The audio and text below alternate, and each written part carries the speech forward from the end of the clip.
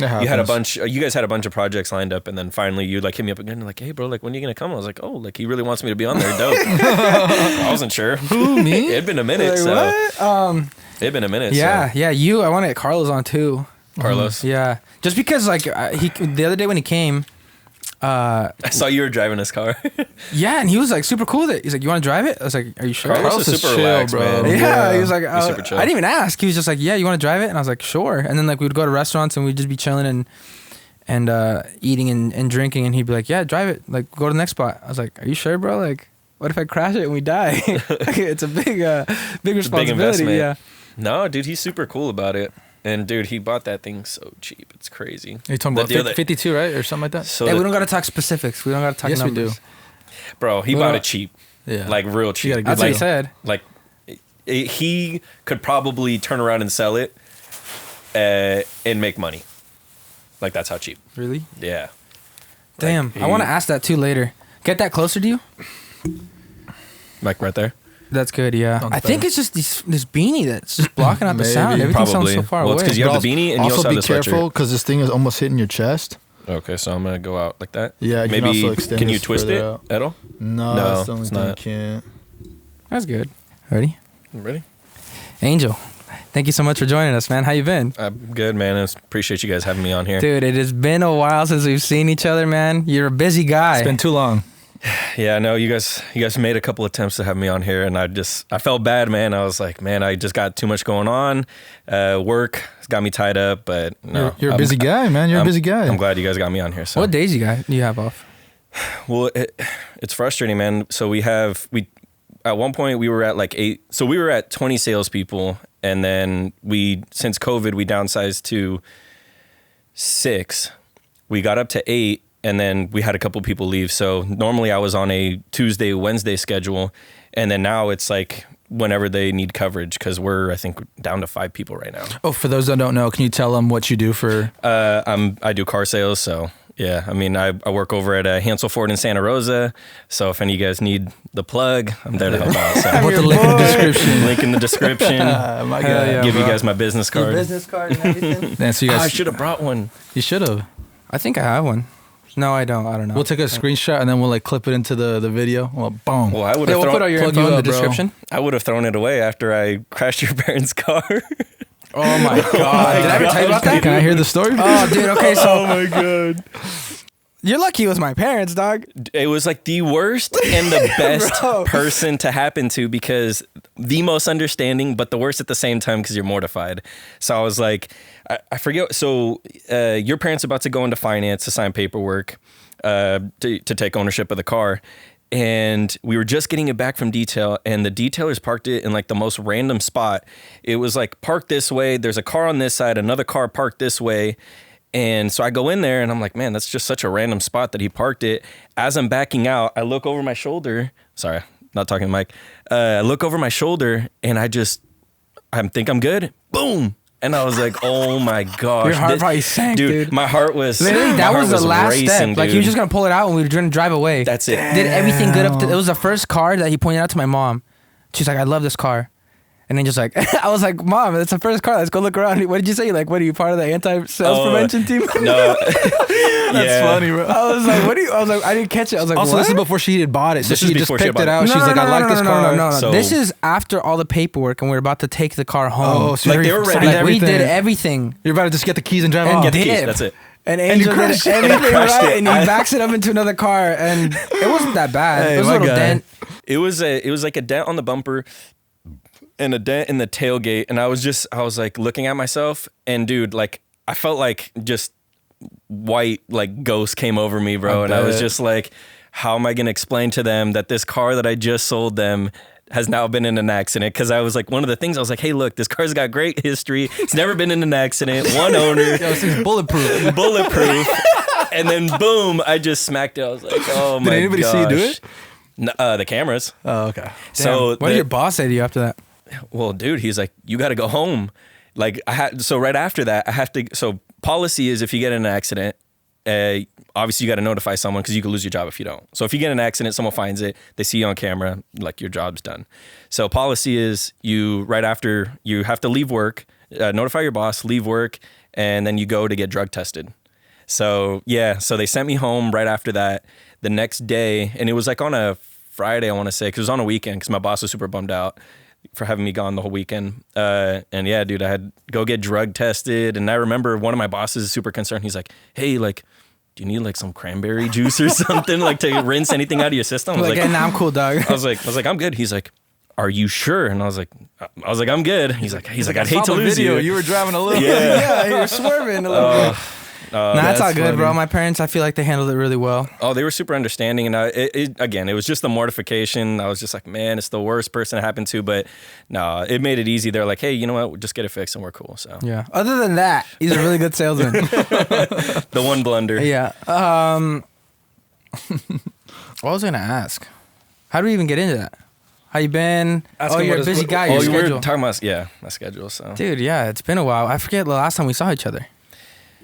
It was that one time when you came to town, we were hanging out. We were hanging out and like my parents, like the downstairs portion. It was us three and Danny, and we were just all hanging out. It was a good time catching up, but man, that was probably like 6 months ago almost. It's so crazy because everything feels like it's just one big blob. Like because of COVID. It's like, that was like last month. It was like, nah, it's actually like 6 months ago. Yeah, it's weird. I had to have been over the summer, I think, right? I don't even think you had your Corvette back then. Later, man. I think it was. You were talking about getting your Corvette. Well, I was talking about. So I was talking about. So this had to be like August then, because I was talking about trying to do like a video. Like I was gonna start like my own YouTube channel. Dude, get into that. What happened to that? You're gonna do vlogging. Yeah. Well, dude, like, first of all, like I'm just entirely too busy, and I'm just like, well, like when am I gonna make time? Like I see your guys' like now, especially like being on set and stuff. I'm like, man, there's so much preparation that goes on in this. There is. Like I don't have like how am I gonna have the time like to edit? Like that's got to take hours. It takes hours. Like like I like to watch some people like they'll show behind the scenes of getting their stuff, and I was like, man, that's just so much commitment. I just don't have that time to commit to. But especially now, like there's like this crazy regulations. Like I'm actually nervous. The EPA is like the governing agency of like the emissions across the country, and they're cracking down like on all aftermarket. Like aftermarket sales are going to diminish. You know, racing as a whole is probably going to die. So I'm like, man, one of my biggest passions. For those that don't know, big car guy. One of my biggest passions, man. It's kind of scary. Like, do you race? Well. No, I guess I should say. He doesn't want to incriminate himself. I was going to say, myself. Still the question to ask. I was like, yo. No, he doesn't. No, he doesn't. No, man. I was supposed to go on Sunday. Like, so I'm like part of this car group now.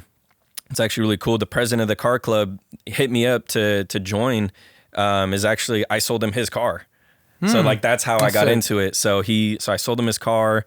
And I think like, it's cool because we got this little database like at work that keeps track of like my customer base, right? So if it's their birthday, if it's been a year since they bought, like it makes it really easy to kind of keep in touch with my clients.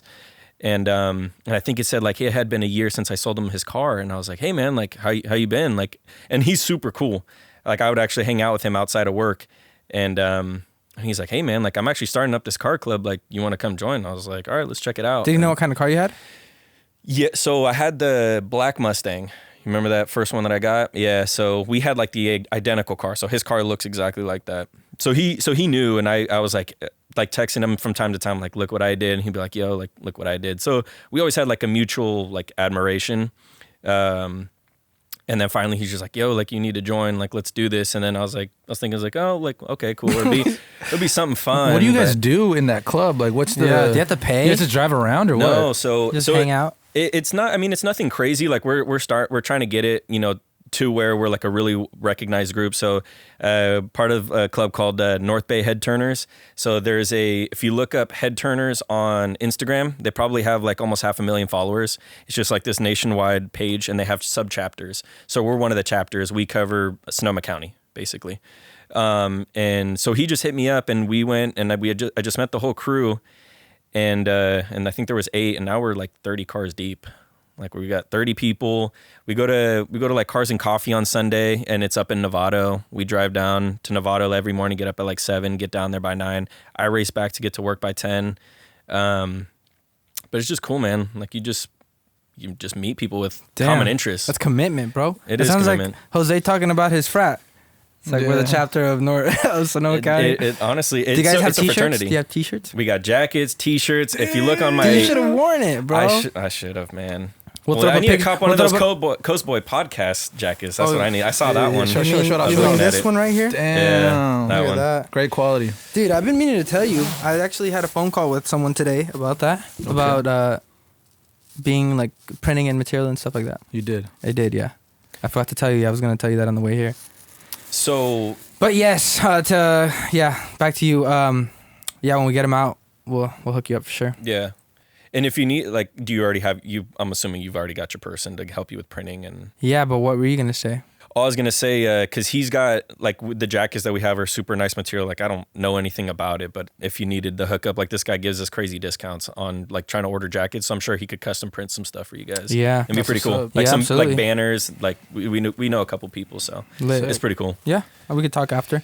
It's just difficult, like, trying to have to figure out the logistics and, like, the price and everything, because it's, like, tax comes into play, shipping comes into play, like...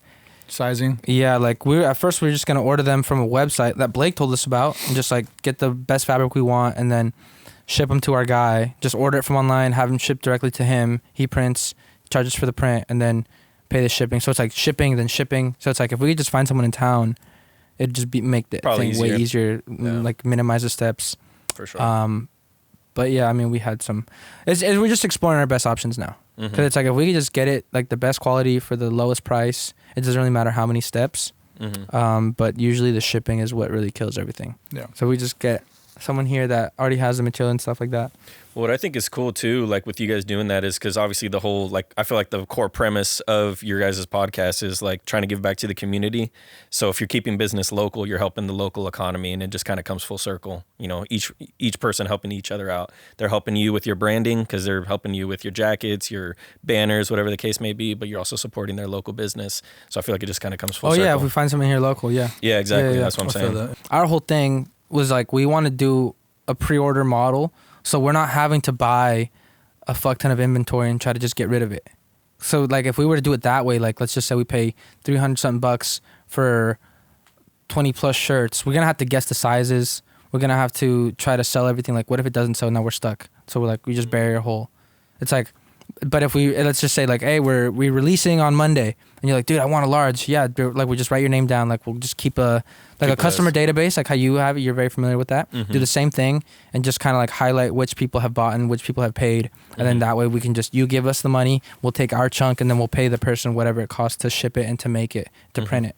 Yeah. That's what we're trying to do with our guy. But it's like if we can just find someone like that here, the difficulty is that they're not just gonna want to set up shop the printer at once a week to do like 5 shirts. Yeah. You know what I'm saying? You want to get bunches of people in so we can get it in bulk. I mean, the only issue, like, I think we're just going to have to get over it. Who knows? But the only issue is just the first round. Because it's like, obviously, once you start selling, like, you're going to have that money stocked up. And then from there, you can just reinvest it. And we're not going to touch that money. We're just going to throw it back into the podcast. Whether it's like traveling to do episodes or, what do we say? Doing campaigns online for it. Yeah. It's exciting, man. Maybe when the stimulus check hits, bro, we'll that's what I was thinking too. But I don't know what you're going to spend yours on. We don't have to get into numbers or specifics, but like that's a big thing too that I kind of want to explore with is like the whole online campaign and try to reach more people that way. Something that we say we want to avoid, but for the time that we've had it on Facebook, they keep offering us like little coupons to take away, and it's like for advertisement. And you can see. It's really cool the way they do it, make it super easy. Just input all the shit you want, like how many people you want to reach, how many days you want the ad to be ran, and you just kind of like toggle back and forth of how much money you want to put, and it'll tell you how much people they'll reach, what the objective is, whether you just want to like engagement, whether you want them to click to your website. But yeah, I agree. If we were just to keep it local, like that's obviously ideal. So we can just kind of, you scratch our back, we scratch yours, and obviously we'll be sending business their way as well. But we just need to see. Who knows? Because we were planning on having, if we're just being straight, like we were planning on having this out earlier this month. Like we had a window set of when we'd be taking orders and when we'd get everything, like, because we're only going to offer a limited amount of time. It's going to be like a limited thing. And then once that's done, like we're just going to move on to the next collection. We're not just going to keep offering that. And then some stuff happened and like lack of inventory or lack of like the stuff he had. Yeah. And well, COVID's been a huge. I don't know if it's that. It's just hard to communicate, bro. And it's just communication. It was just shitty, bro. It's just shitty. And it's just like, bro, if we're going to be doing business like this, like, it's not ideal. You know what I'm saying? Because it's like, let's just say you're like, oh, hey, bro, what about the material or what about the shirt? And I hit up my guy and he's just like, doesn't hit me back up. It's like, well, motherfucker, like I need to communicate back to this guy. He's giving us money, you know? So it's not ideal. But if we could just do that, like you say, local, then that's the plan. Hopefully, fingers crossed. I mean, the worst case scenario, we just buy inventory. But we're just trying to avoid that right now. Avoid that as much as possible, yeah. Because you don't know what's going to sit. Exactly, yeah. I heard stories of friends who have businesses and stuff like that, and like, oh, we're trying to sell this XL, we're trying to sell this small and this thing, and just like random things. Like we talked to Blake, and he told us, he's like, that's the difficulty. Like you have to guess sizes and see what sells and what doesn't. Obviously, the most common is large and adult medium, but it's like, what about people that are XL or 2XL? Or we buy 6XLs and one of them sells and the other two the other 5 sit there. It's like we want to have to eliminate that. You know what I'm saying? Like I don't know. Like maybe someone listening to this is like, well, there's no way you can do that other model or it's not ideal. Like, but like if we can, we might as well try. You know? Yeah, it's hard to say. I feel like. I don't know. That one's going to be tough. I think the limited release idea is going to be good because you're getting your feet wet and then you know how it's going to do with the merchandise, what people like, what they don't. And then you just kind of can navigate, all right, I can start mass producing X, Y, and Z because they did this number of orders.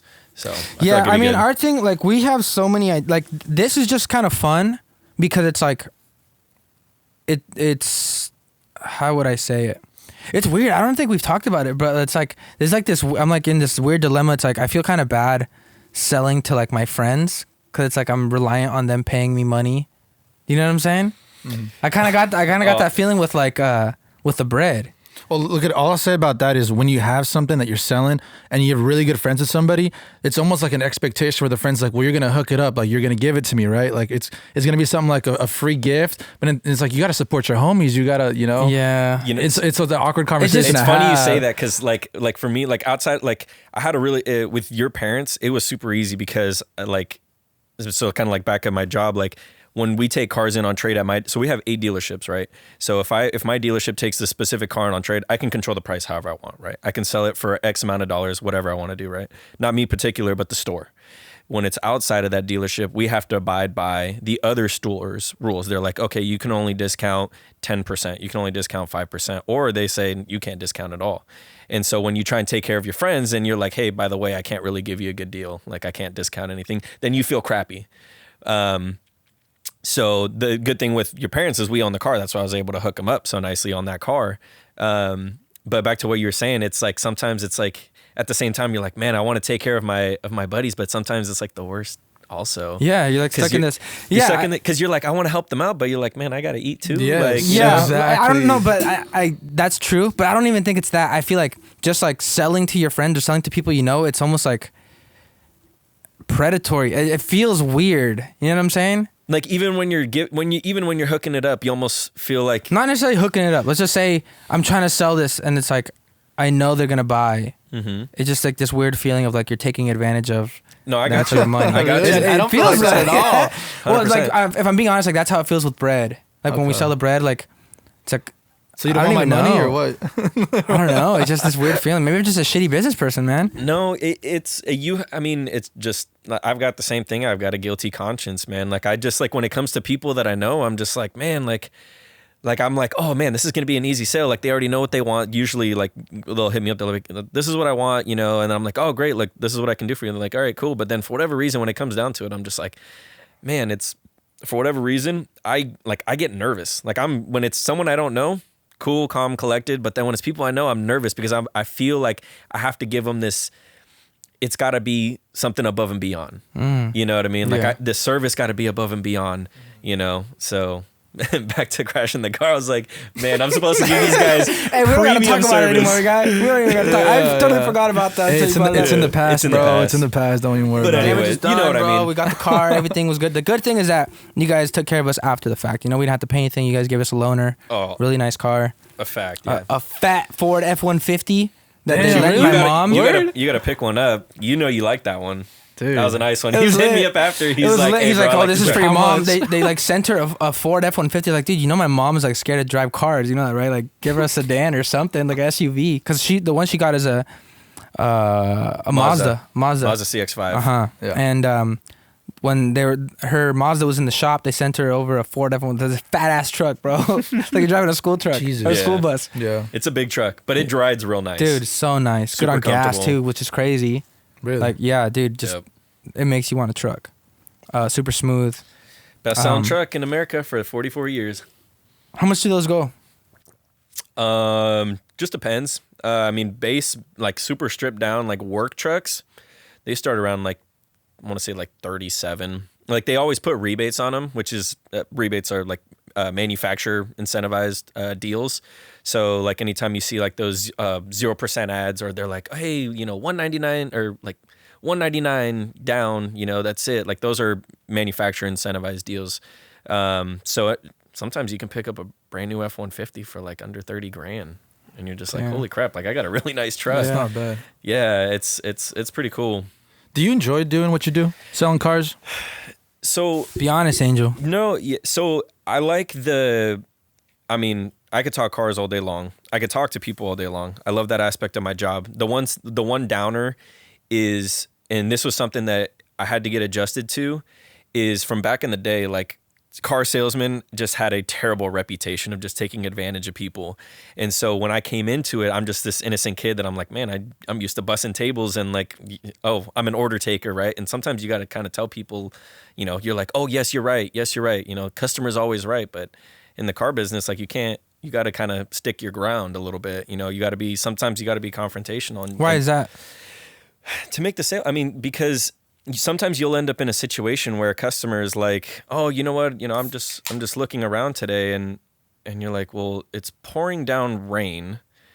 It's in the middle of a sale event that are like is the best time of year to buy. Like why would you come out on a sale event and it's pouring down rain? It's like the two most inconvenient times to just look around. So you just got to kind of ask questions and kind of just really dig deep to find the truth. Because people, I mean, when people don't know you, they're going to lie to your face all the time. You know, it's a lot easier to lie to someone than tell them the truth. You know what I mean? Like it's just human nature, unfortunately, you know? And so sometimes you just got to dig through it. You got to figure out what's truth and what's not. And so that aspect of my job, I don't like to do as much, you know, is doing the confrontational stuff. Like sometimes you get into it, you get customers that are happy. Man, I had a customer just the other day. I was hella excited. I sold him a Focus Electric, and he was really bummed out. He's like, man, there's only one key. I was like, hey, I'm sorry. Like, I was like, I could buy you a key, but the car would have been $500 more expensive because that's what a key costs. And I was like, instead of getting you an extra key, we just figured you'd be happier with an extra $500 off. Like that's how the car came in. That's how we're returning it and putting it back out on the road. Well, just the other day, Carlos, he had taken the car in on trade, and he's like, hey man, you sold the Focus, right? And I was like, yeah, I had sold two. I sold one actually recently to Jesse Valenzuela. So Oh, okay. for their That's restaurant. what's up. Yeah, so they're going to use it for delivery. Oh, no way. Yeah, it's Right pretty on, cool. dude. Pretty cool. Shout out to Jesse Valenzuela. Yeah, shout out my boy. So he found an extra key, and I was like, man, well, I sold two of them. Like, which one is it for? I was pretty sure Jesse had both keys. And then I realized which it was. I was like, dude, this guy's going to be so stoked. So I texted him. I said, hey man, I was like, hope all is well. I've got your extra key. Like, when do you want to come pick it down or come down and pick it up? And like, I'm not trying to swear on here, but he basically told me to F off. What? Yeah. He's like, you can go F yourself. And I was like, excuse me? Maybe That's what I you thought said. he was back. lying. Maybe you thought you were lying. No. Maybe he was like, why didn't you do a good job when I was there or what? I mean, dude, he bought the car for basically what you could go. So you have like auction, which is what dealerships will go to buy a car cheap so that they can turn around and sell. He bought the car at what we could pay at auction. Like he got a good deal. He got a crazy deal. So I'm like, why is he upset? And he was just like, you can go after yourself. And I was like, excuse me? And then he's like, F your car lot. And I was like, why is he saying that? He got a good deal. Like I was super nice to him. And then I was like, what did we do? And then he's like, you guys screwed me. And I was like, what do you mean? And he never texted back. So he already bought the car. He bought the car. This was probably 2 weeks later. And I'm just like super excited. I'm like, man, like this guy's gonna be so stoked. He's gonna get an extra key. Like some people like $500. $500. Yeah. You know what I mean? Instead of him having to shell out of pocket. And he tells me to screw myself. And I was just like, Interesting. whoa. He didn't pick up the key? No, well, I don't think so. Damn. I don't know. Yeah. You just get situations like that. Like you bend over backwards, you go above and beyond, and you just get customers that aren't happy. So, I mean, back to what you were saying, like, do I love my job? I wouldn't say I love my job. I thoroughly enjoy it because I have a good time. You seem to be really good at it from what I hear and from what I've been seeing. I mean, talking to people comes naturally to me. I mean, you guys know, I feel like I'm a pretty social person. I mean, talking about my passion, I can go all day long. I mean, I'm sure I've bored you guys many times talking about cars. You're like, I don't really care, bro. I don't understand half of the time. Yeah, exactly. That's my thing. Yeah, it's not my world, so I don't understand Dude, it. yeah. So anyway, I mean, it's just like it's a common ground. It's easy, you know. It's grueling. It's a grind. I mean, I go in at 9. I'm lucky if I get off at 7. Usually I don't. So 10, 12 hours a day. Going on my days off all the time. Like if we have a sale event that goes through my day off, I'm working. So I can find myself working, 60, 70, sometimes 80 hours a week. So you have your days and your hours that you're scheduled, but because you want to sell more, you're there longer. Exactly. So you're not required to stay there. You can leave whenever. You have your typical jobs that are like, I don't want you to go over overtime. So the way it works over there is if your commission exceeds your overtime hours, they don't have to pay you overtime. They pay you base wage plus your commission. So base wage is minimum wage. I mean, it's not like not ideal, especially for the type of work that we do and the hours that we spend. It's hard. And so basically, if I want to go in at 8:00 in the morning and I don't start till 9, they don't care because they know they're not paying me overtime. They know I'm going to sell them enough cars to where I'm making them plenty of money. So I can essentially make my own hours. So do you clock in when you go in? Like you don't start till 9, but do you clock in at 8? 100%. Yeah. Yeah. I go in at 8:30 all the time. I leave. Sometimes I get home 10, 11, 12 at night. It's crazy. Must be exhausting. It's exhausting. Yeah, sounds Jeez. exhausting. It's exhausting, and it's hard, man, when I get home, it's just, and like you were saying, you're like, we haven't seen you. You're always so busy. And I'm like, man, like sometimes I don't want to socialize. I've said everything that I could possibly say in my day. Yeah. I'm just like, man, I just need lay down, watch some Netflix and chill go to out. sleep, man. Dude, That's I all feel it that. is. How do you sell? Because I worked as a sales associate and obviously my job was different. Like I'm not selling cars, but selling is selling. Mm-hmm. So what's your style? Like what's your kind of go-to? How do you sell? Because you like you say, car salesmen have kind of like a reputation of being like sleazy or just being like pushy. Like I've heard many stories of car salesmen like the person that they're selling to is like, dude, chill out. Like I already told you I don't want this. And like, my bad. But it's like, what's your style? It's a real thing, man. Mine, it's different. It's all about how you ask your questions, right? So like for me, I'm a very relaxed person. So it basically the steps of the sale are you got your meet and greet. You got to assess the customer's needs. And then you go into a vehicle selection, you demo the vehicle, you basically put them on a test drive, you verify that this meets all of their needs, and then you deliver the numbers to them. If the numbers work, then you've got your delivery. So that's essentially the steps of the sale broken down in layman's terms. So me, I really base it off of the feel of my customer. If my customer's super energetic, I got that energy for them. I feel like I'm a chameleon in the sense like I can adapt to the people that are around me. And I think that's what really helps me is the fact that I can relate in a lot of different avenues. In terms of my sales style, no, I'm not pushy. For me, it's all about customers. When someone's going in to buy, it's all about the customer. So you got to make them feel incredibly important, which they are. I mean, they're putting food on my table, so they are important. It's all about, analyzing what it is that they want, and you got to cater everything towards building value for the customer. So it's like, hey, like I really need something with heated seats. I really need a moonroof. And so it's finding something that fits within their budget and has all the things that they either desire or need. And it's all about, saying basically, catering to those needs and saying, hey, look, this is such a great value because of X, Y, and Z. And it's a great value because of X, Y, and Z. So it really makes it easy. If you know how to listen, It's really not that difficult at all. You have to know your stuff, obviously. You got to know product, but I feel like it's not the majority of it. You know, sometimes customers kind of especially nowadays, everything's online. People kind of know what they want when they come in. Yes. I was going to say that, like, that for me was always the easiest person, or the ideal customer is the people that just come in and know what they want, or the people that come in and are in need of something. Because I was selling appliances, and they're still like, obviously they're not $30,000, but they're like $1,000 to $3,000 each. So it's not a small purchase, you know? Yeah. So the easiest time was always when they come in and they know exactly what they want. It's like, yeah, we got that right there. Let me get it for you. You know what I'm saying? But the worst is like when they come in like, oh, so what's your best appliance?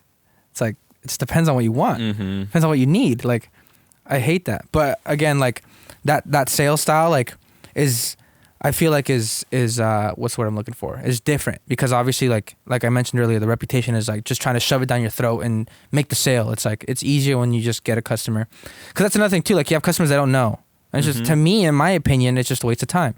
I'd much rather just help someone else that knows what they want. If you don't know what you want, it's like, all right, well, just let me know if you need help. I don't know if you're allowed to do that over there, but they can browse around until they want to purchase something or not. It's different because it's a hard close.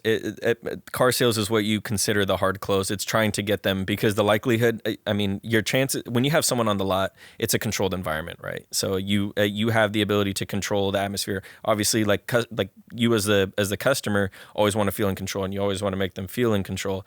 But it's an atmosphere that you can control. You know, you basically got to take their hand and kind of guide them. They want you to lead the way a lot of the time. Not always the case, but a lot of the time. And so in that respect, I actually thoroughly enjoy when the customer absolutely doesn't know what they want, because then it challenges me. I have to go in and I'm like, okay, like what is important to you? What are the must-haves? And they say, I need this, I need this, what do you have? And I will go, point to them. I mean, when your mom was buying the car, she had somewhat of an idea, but wasn't entirely sure. And you were just like, and you guys just basically said like, hey, look, this is our budget. We just need to make sure it maintains our budget. And obviously find us something nice. And it just so happened, the first car I found, you're like, it checked every box. Everyone's like, yes. Yeah. I don't know. It's one of those intangibles that you can't really point to. You just got a feeling, you know what I mean? I feel like I feel like I can read people really well, and that's what it is. It's really psychological. Like, if you have a psychology degree and you know how to talk, you would kill it in the car industry. I'm about to change careers. You know what I'm saying? Hey, you're good. You're a people person, man. You're good at talking to people, so I feel like that this job suits you really well. Yeah, it definitely caters towards my better attributes. I would definitely say I would like to find something down the road that isn't as grueling in terms of work hours. Interesting. Okay, a question I have about that is, I know a lot of your job, or I think a lot of your job is also like sending out emails and calling people, and like, so how much of that are you doing compared to like on the lot helping people out pick cars?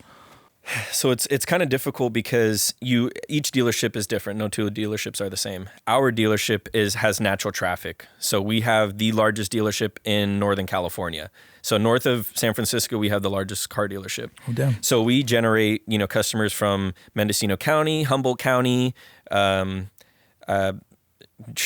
over, really. And with everything being on the internet nowadays, you have to stay competitive. So one of the things is people aren't going to come in unless you have aggressive pricing from the get-go. And so what you were asking, basically, my morning, I get in, and I probably send out, within the first 2 hours, I probably make about 30, 40 phone calls, send about 40, 50 text messages and emails, like each. Like that's our morning, because again, it's the days of people used to have to go to the nearest car dealership in order to get service. With everything being online, just click of a button. I mean, you got places like Auto Trader. They're just like, hey, I want, years from 2015 to 2018, I want a Toyota Camry, and boom, here comes a list of anything within a 50-mile radius. Right. Yeah. Like like shopping, it's all towards convenience nowadays, and it's super convenient for a customer. So you gotta basically, the ones that are inquiring, you gotta attack it and trying to draw them in. You got to draw them in. You got to find what makes them tick, and bring them in. Really is what it is. But yeah, no, it's not the most, what I say, like entertaining work by any means. It's just a hustle. It's a hustle trying to make ends meet. It's really what it is. And it's all quota based. So like for us, the way our pay plan works is you make minimum wage unless you sell 12 cars. So you could have worked for 30 days, you could have worked 60, 70 hours and it's minimum wage. And it's like with the type of work that we do and, you know, people that we deal with, like the customer that I got a text message from, like you get customers like that all the time and it's just not worth it at that point. So 12 cars is the number. That's every month you want to sell at least 12? At least 12 cars. And so that's the thing is like, you'll have a month where you feel like a hero. You're like, man, I just killed it. I just destroyed it this month.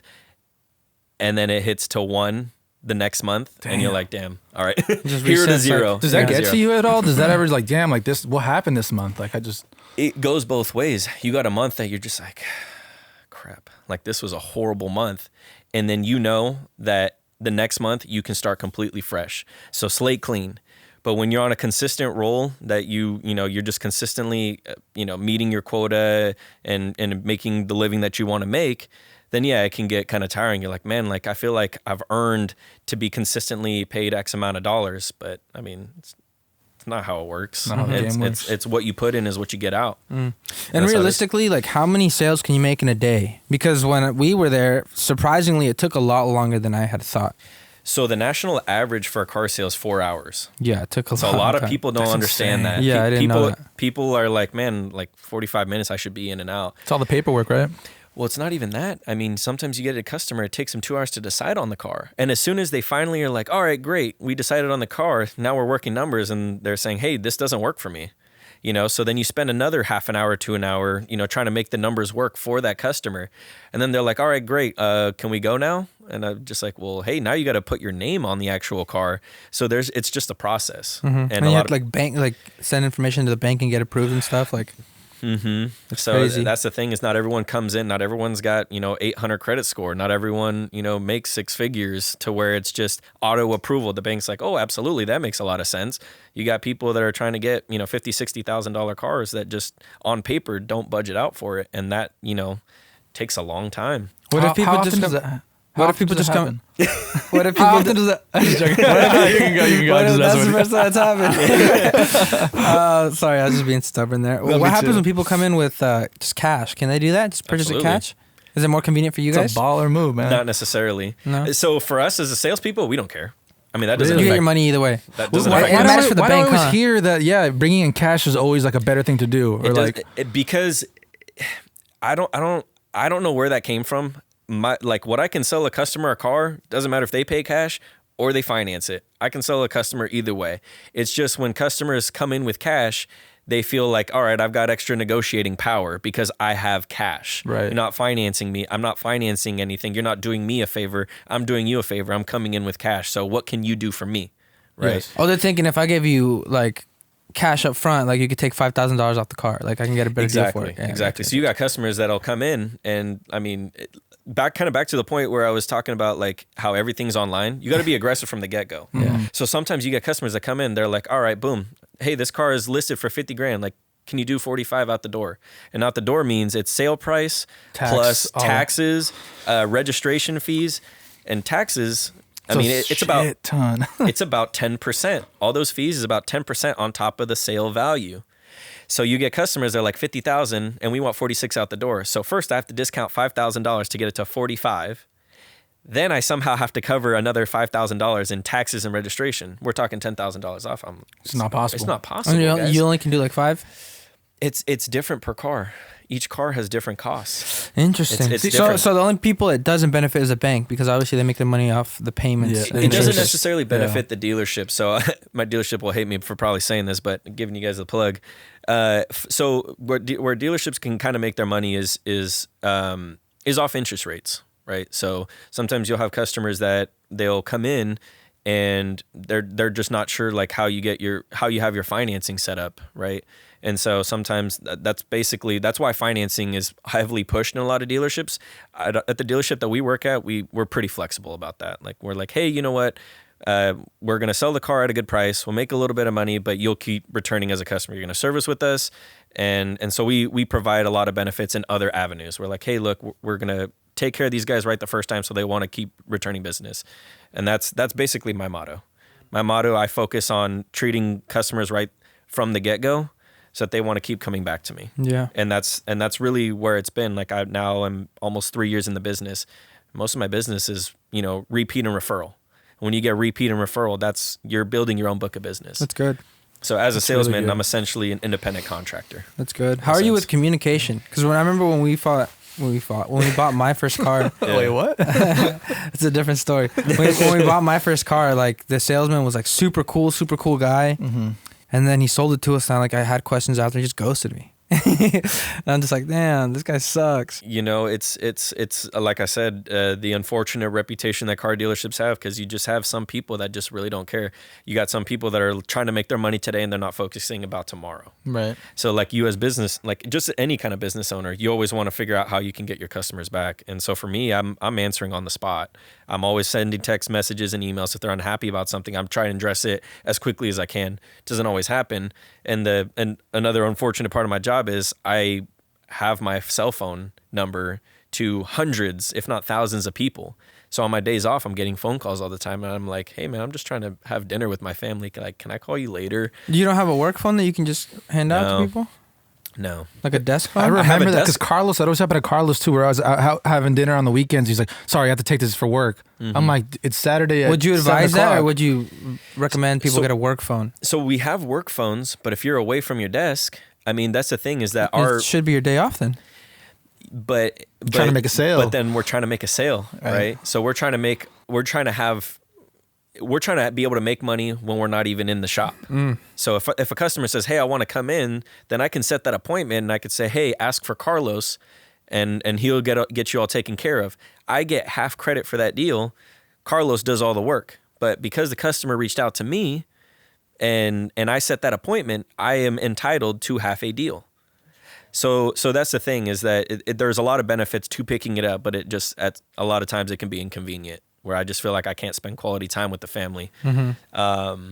So would Carlos friends. also get half of that, or would he get full and then you get half? No, so it's because it's one car deal, so it counts as one deal. You guys go credit. halves? It's half a deal Damn. for one person, half a deal for the other person. So sometimes it can suck because you're like, man, I did all the work, but then at the same time they're like, well, We got you the customer. I gave them to you. Yeah. You know what I mean? So it's a two-way street. Yeah. And you just try to think of that person the next time, like, hey, look, you kind of took care of me last time. Like, let me take care of you.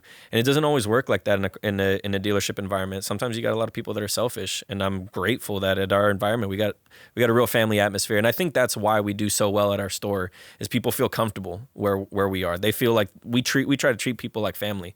And so I certainly try and make that my motto. I'm like, man, if I treat them like family, they're going to continue to want to refer me to their family. I don't want to just be, hey, this guy, I got sold this guy. This guy sold me a car. That's good, This man. is my car salesman. That's what's up, That's man. who you want to be. That's what's up. I mean, the proof is in the pudding. You get a lot of repeat customers. I can tell you what, I'm not going back to that one guy that ghosted me. Haven't bought since. I feel Yeah. that. I can go fall in a ditch for all I care. Yeah. How many cars have you sold in one day? What's your record? Oh, Well, yeah, that was the question I had at first. Like, how many sales do you make in a day? We have in the same way that soccer, you got your double and you got a hat trick. Like everyone goes for that hat trick. That's like the prestige of like, all right, I had a good day. Is that what you guys call it too? A hat trick? Hat trick. That's what it's called Yeah, in the car that's sick. dealership. So hat tricks is kind of what you look to. I mean, you're lucky sometimes if you sell a car in a day, if you get even half a deal. Most I ever sold was 4.5 cars. Sold 4.5? 4.5. What the hell? How does that work? So there was 5 transactions. So like I was saying, like I had a customer and I had another salesperson help me out. Oh, okay. So it was either I set the appointment or I initially started the contact with the customer and I needed someone else's help to finish it up, or vice versa. This salesperson's having trouble with the customer and they require my assistance to kind of help wrap up the deal. So it goes both ways. So that's kind of how that works. But yeah, 4.5 cars, that's... Must have felt pretty good. Yeah, it was a tiring day. You definitely felt it at the end for sure. But Damn. yeah. That's crazy. That's sick. Dude, when you talk about your hours and how much you work, like, bro, that is a grind. Do you feel like it's worth it? Or do you feel like I can only do this for so long that I'm going to need a new career? Like, do you think you're going to burn out eventually? You get burnt out for sure. Yeah. But so you get a lot of people that go their days off. I will tell you probably the first year and a half, I think I was consistently working my days off. I made it a point to where I could actually have longevity in this business because not a lot of people last that long. It's rare that people make a career out of it because of it being so grueling. I make sure I take my days off. every time. I'm like, if I have to give up a couple half deals, whatever. It's a peace of mind. Like I need it. I need to decompress. It's a lot of work. So that's really my formula, is just making sure I take my days off and avoid working my days off as much as humanly possible. So it's good for you, man. That's good. Yeah, you Good find a for balance. Do you have any more questions about that? I was gonna move on. No, I was gonna move on as well. Okay, cool. Let's just start from the beginning. Let's go. I got told of my words. Look at Angel. He looks like he's got to laugh at me. I'm trying to say, let's rewind to the beginning. Like, let's talk about you growing up. We can talk about how we met. I know how me and Angel met. Oh man, that's a good story right there. But yeah, let's just talk about the beginning. And then from there, like to high school to college and what you wanted to do, because I feel like that's an interesting story. Yeah, so I was born in Oakland, California. My parents met there. I think I lived in Richmond, Alameda Hospital, Richmond for 3 years, and then that's when we moved to Fort Bragg. So my mom was born in Marin, but grew up in Mendocino. Graduated from Mendocino, so that's where the connection was. So my mom, so it's kind of an interesting kind of way it's set up. My mom is adopted, and so the woman that adopted her, Leoma, was sick. And so that's kind of what motivated my mom to come back to Fort Bragg, was to kind of be there for her remaining years. She passed away from breast cancer. But this was when I was super young, so I didn't get a chance to meet her, unfortunately. But anyways, yeah, so we came here when I was 3 years old. And I, went to, what is it called again? Head Start? I went to Head Start. Oh, Redwood? That's right. That's how I first met you. I was thinking of that. I was thinking about the skateboard. I was thinking of the skateboard too. No, I guess that's when we like really hung out. But that's when we were, yeah. Damn, I totally forgot about that. Yeah, we went to Head Start. We went to Head Start too. I don't even remember. So, yeah, I showed you the picture. Yeah. So I went to Head Start for 2 years because I was 4. Yeah. And you were a grade above me. I think I was on my way out. So I was there 2 years. Yeah, you were on your way out. And I just remember you remembered me as the kid that that was hella excited because I was potty trained. My mom came to pick me up. And I was like, "Hey, mom! Like I peed by myself today." Yeah. I was like, "Look at this nerd!" That's a proud moment. Oh, yeah, that's funny. I totally forgot about that. Totally. That just barely. I just remember that right now. Was that what you were gonna say? You're like, I was 3 or I was young and I went to, and then you started. Well, Head Start. Well, I mean, Head Start, Redwood, Dana Gray, then high school, obviously. So, I mean, from 3 till graduation is how long I've been in Fort Bragg. Do you remember anything about Richmond growing up there? Not much. It's weird because when you're at that age, I feel like you have like little flashes of memories. I like agree. The one thing I remember is having like the potato head toy, the one that you could like interchange his ears, his eyes and stuff like that. Yeah. And then I remember randomly ending up in a park on a swing set. And I guess the story goes that we were having a party at like my parents' house, and you guys have met my cousin Jackie. We lived with Jackie, and I think we were having a party, and my mom was upstairs, and I guess I went to go hang out with my dad downstairs, and then my dad lost track of me, and my mom comes down, and she's like, "Hey, where's Angel?" And he's like, "I thought he was with you." And she's like, "No, I left him with you." It's like, don't try to turn this on me. I thought he was with you. And so like, I guess like an hour goes by, no one can find me. They call the police. Damn. And they find me across the street swinging on the swing set. And I was like a year and a half old or something like that. Holy cow. In the middle of Richmond. And Richmond at that time was rough. Crazy, yeah. Was rough. So you'd be lucky. I was lucky I wasn't kidnapped or anything like that. At 1.5 years old, Like you're swinging on a swing set? I was like 1.5, 2 years old, something like that. Like real young. I just remember the swing set a little bit, but other than that, I don't remember too much of Richmond. Damn. Those are characteristics of a Division I athlete right there. Something, man. From the jump, son. I was ready to get out the house already. I know. Popped out the womb. I was like, I'm trying to go. Dude, talk about life growing up. Or dude, how we met before we get into high school. Because you're a baller in high school. I want to get into that. But did I ever tell you about how we met? I think you did. The stolen skateboard? Well, supposedly it was stolen. Okay, for anybody that knows Angel, if anybody's watching this and knows Angel, let me know what side you believe. Because at this time... the only one that was witness was... I think. Wait, we don't have to say names. I'm going to bleep that out, okay? Oh, my bad. But I was hanging out with friends. They used to live on Wall Street. So this all happened on Dana Gray. We were in middle school at the time.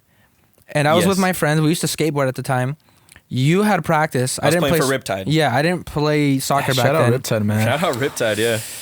Shout out Linwood. Did Shout out Linwood, Bill. Danny, Ann. Dude, good Who else? times. Who Yeah, else? good times. Was those all coaches? Yeah. Yeah. Riptide? Yeah. Yeah, good figures in my Linwood, life. Bill. Anyways, we're skating by Dana Gray, and we see a skateboard just sitting there. Nobody was at the field. We just see a brand new skateboard. At the time, skateboard sets, like the whole board, the trucks, the wheels, the hardware, everything put together, the grip tape was like about $120 for a full deck. Damn. Minimum. Yeah. That's already put together. You go to the skate shop and you buy it already made. This was a really good skateboard. It was like a dark slide or dark side. It was a Dark Star. Dark Star. And it had like carbon fiber inserts. So it was like super lightweight, but super strong at the same time. Dude, really nice skateboard. So we see it and we're like, dude, look at that. A skateboard. Free real estate. Yeah, man. so I find it. I'm like, all right, since everyone was there, I'm like, okay, you get the wheels, you get the trucks, you get the hardware. I'm going to stick with the deck. And my dumbass takes it to school the next day. And Big mistake. freaking, yeah, I just remember, I don't remember how many days after that, but my dad, I remember one time I was at home, bro. And my dad, when I was younger, dog, he's the scariest person I've ever seen in my life, bro, to this day. And he was like super upset. And I was like, what's wrong? Like, what's the matter? Why are you mad? And he was like telling me like that somebody had called him that I stole a skateboard and basically just making it seem like I snuck into someone's house and stole their stuff. And I'm just like, what are you talking about? And then I don't remember if we went to your house. I think he drove me to your house or you guys came to my house. But it ended up being Angel's skateboard. And it was like, they made me out to be like this criminal, bro. Like my dad was so disappointed in me. And I was like, dude, I just found a board outside. Okay, how did you find out he had it? We don't have to say names? Third party, we'll just say. Third Okay. party had basically brought it to my attention because I think practice had happened. We were playing Riptide, so I was on the younger. I don't think you and I were maybe on the team, and then you had the group with like Yeah, there's an upper The older U14. kids. You guys are probably on the same team. we were probably on the same team at the time. I'm not sure. And someone from the older age group kind of brought it to my attention because I remember being super upset. I was like, man, someone stole my skateboard. Like I had just bought this, like maybe a couple weeks old, and I was super frustrated. And someone just brought it to my attention. They're like, hey, like I think I've seen your skateboard. And I was like, really? And they were like, yeah, I think Izzy took it from you while you were in the middle of practice or something like that. I was like, why would he do that? During like, the middle of practice? during What a the middle of scumbag, practice, bro. I was Somebody like- would have seen me. It was Nobody was there. Like somebody would have seen me walk up and take your board. I think what happened, because I'm a space cadet, like I forget everything. I think it had to have been after practice. It I think was, I I'm left telling it you. there. I don't know, man. I don't know who to believe at I this don't point. know, man. I'm just saying, if you know Angel, I'm 100%. could you believe that he would forget a skateboard at the field? 100%. You know what I'm saying? I don't know. 100%. No, yeah, I was just that's how we met. I forget what that was in middle school. It had to have been in middle school. My 7th or 8th grade year, it had to have been. And Yeah. I remember, yeah, that was bad. I was traumatized. I still think about that. It makes me upset. I think about that every time I'm about to run. I'm like really angry. Like, what needs to motivate me? I think of Angel forgetting a skateboard and blaming me. But I'm the cause of his childhood I trauma. know, dude. Yeah, right. I've been the same since that day. That's funny. But yeah, okay. Talk about growing up, Riptide. Like, what were your main sports? Because you were a multi-sport athlete. Yeah, I think I was around 4 years old, man. I picked up a baseball, and baseball was my first sport. And I think that's how I first kind of like, I mean, aside from the head start, I don't really remember that too well, but aside from the story you telling me, but baseball was my first sport. And I think I started around, about 4 years old, and just had a knack for it. Always wanted to be on the soccer field because baseball was so slow. I was just such an energetic kid that I needed to be running around. And to be honest, I can't remember when I touched a soccer ball or when I picked up a basketball. They just were probably around the same time. Parents put me on Norvell's, man. Norvell's over there in Rec league. Rec league, man. We used to run the scene over there. The old stopping grounds. Old stopping grounds, I was, man. on play on Jenny's Norvell's? I was on Jenny's Giant Burger with Jenny's Renee. Renee, We River had Junior. Saunders, bro. Damn, that's a You squad. had Junior. Who else do we at one have? point. Do we have Did you? Junior? We might have. I think you don't might know. have. We had a squad on Jenny's though, bro. It was lit. Really? Damn, Shout out that's to you not guys, the man. squad. That was loud. Shout out to Jenny's Giant Burger. Go eat Yeah. at Jenny's Giant Burger. Who Shout did you? out Norvell's? Norvell's, man. If you need your paint, stop by Norvell's right now. I'm telling you. Who did you have on your team? We had, dude, I'm telling you, this guy was like Conte before Conte. Gabe Ibarra was like the epitome of like what a defensive mid is. Interesting. Like just ball stopper. Yeah. 100%. Scrapper. Yeah. Gabe Ibarra. Shout out Gabe Ibarra. Shout out to Gabe Ibarra. Lane Norvell. Gosh, it was so long ago. So Gabe Ibarra, Lane Norvell, Enrique Cruz. Enrique Cruz, Ooh, I remember man. he was a wall, man. Oh, man. He was Brick wall. Brick wall, for sure. Directly. Gosh. I think I would still take Jenny Giant Burger over Norvell's, to be honest. I'd put my Bro. money on Jenny We were Giant Burger. studs, I bro. don't We know, were man. studs. We had our years. You guys were older than us. Did you guys were keep older score crew. back then? Oh, 100%. Yeah? Who won the At league? You at a certain point, pretty though. sure. Who ran the league, though? He was in the upper age group, though, I think. Okay, I don't okay. know. That I makes think that's sense. what happened. But anyways, so we had then, gosh, man, I think basketball, I really started getting into it was Mr.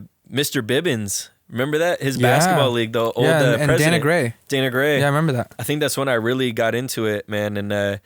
And you know who was someone that pushed me a lot was actually Kaler. Killer Sullivan? Kaler Yeah, Sullivan. shout out to Killer Shout out to Sullivan. Caleb, Yeah, man. I know you guys had him on here. Kaler, we were playing together back in Dana Gray. We were on the same team, and I just remember just like us playing together all the time. We would just kind of dominate every team we played against. Them. Just run it. Yeah. Dude, when did your competitive spirit start? Because you're one of the most competitive people I know. When did that start? Has that always been there? Did you develop that as you got I older? feel like it's just kind of always been there. Like I can't really pinpoint a time that I was just like, man, I can't really pinpoint a time where it just developed, man. It was just, I don't know. What It's do just you- always been there. so- like to a petty point. Yeah, no, that's what I was about to ask. Like I'm competitive. because we're like, all competitive. yeah. You know what I'm saying? We understand what that is. We've seen it in people. We know what people are like when they don't have that competitive edge. Yeah. What do you think it is? Because like you say, it's almost like stubbornness. Like, no, I'm not going to stop until I win. Like, dude, we're just playing ping pong. Like, no, I have to win. I have to get better. Like, you're just competitive. Like, what is it? Is it stubbornness? Is it an ego thing? All the above? It's Like, gotta be ego for sure. I mean, not that being the main thing, but ego is definitely a part of it. I mean, hating, who wants to lose? No one likes losing. Well, You know some what I people mean? don't care. But I never understood that. Like, I can't relate. But I'm just saying. I can't tell you like the why, but it's just, to me, I hated losing. I don't think I'd consider myself a sore loser. Like I would take my losses, but it would just motivate me. I'm just like, man, I don't want to feel that again. Like, what do I have to do to try and better myself so that doesn't happen again? You know, whether it's someone whooping my butt in ping pong, you know, we're just playing super casual. Or FIFA. FIFA, Or you know, or anything. one-on-one in basketball. There's everything. Literally, you can make everything a competition. Anything, man. I mean, who can drink their water faster? Like, I would find the littlest things that I just was trying to compete with someone. I can't really tell you the why. It's just always been there. Yeah. But anyways, back to that. Yeah, I mean, Kaler, and then as I started getting older, you know, when we were starting to get into middle school, I want to say is like when I really started developing my friendship with Rain. You know, I was buddies with Pedro Torres. He was also someone that always pushed me in Shout out soccer. Rain. Shout out to Pedro. Rain and shout out to River as well. Yeah. The Saunders. River. Shout out to all the Saunders, Saunders. I feel like there's so many people I could shout out. That Yeah. Dude, do it, man. the thing is like We're just gonna bleep out the name. I'm telling, like, back to what you were saying, like, I just used everyone for motivation. If someone was better than me at something, I had to figure out how I was going to be better than them. Like, Dude, that's such a good mindset, though. Like, imagine if you're like, I have to be the best. I'm only gonna hang out with shitty people, like, or crappy players. Like, no, I'm gonna hang out with the best because I want Yeah. to be the best. And I mean, you guys know, like, I hung out with you guys. Like, I was always hanging out with people older than me. So I was always playing sports with people older than me. You know, I was just always used to, you know, just trying to advance myself from my age so that when I was compared to people of my age, I felt like I was a step ahead. Like, I was always trying to find out, how can I be a step ahead? Well, I got to be with people that are older than me, more advanced in X, Y, and Z. You know, that's the only way really to learn. I mean, as soon as you start thinking, you know, something that you had Shane Huff recently on the podcast, something that he said is, you know, he's like, I don't consider myself a great coach. He's like, because the second I consider myself a great coach, that's when I stop growing. And that's absolute facts. If you start, you know, resting on your laurels, you're not going to be able to improve. So you got to come in the mindset of like, all right, how can I be better? If I'm not as good as the next person, how do I get there? And it's just navigating that. Shout out to Shane Huff. Wise words, man. Wise Yeah. words, man. Great coach. Yeah. And that's so important too, because I feel like once you get complacent like that, like you start losing the passion for The what you're drive. doing. It's like if I'm constantly trying to be better, if I'm trying to beat my time, if I'm trying to improve on this technique, like I always have something to strive towards, to work towards. Like I can always improve. I'm always competing against myself. But I just feel like that mindset is rare. You know what I'm saying? Yeah, no, it's definitely frustrating when you see that, when you've just got, you know, you're playing on a competitive program, or you're just doing anything, right? Any team related thing, and you're over here giving it your all, and you see someone that's not, replicating the same energy that you have. You're just like, man, like, come on, like, man. let's go, like, let's get it together, and let's make it happen. I just feel like it was always there, man. Dude, I think for me it was when we were playing Riptide, because I don't know if you remember, we got smacked in Riptide a lot. Mm-hmm. Like, it was a very humbling experience, especially coming from a small town where I thought it was hot shit, and I was like, okay, this is easy. Mm-hmm. Now I'm on this team. Oh, we go to travel to Santa Rosa and we play this as schools, or we play this as a team. Yeah. Easy, right? Sometimes we get smacked like Black Oaks 8-0. And I was just like, it was so eye-opening, and I was like, it was so frustrating. So I remember going home and just like being so upset and like almost to the point of crying, like to my dad. I'm just like so pissed off that I couldn't do anything to impact the game.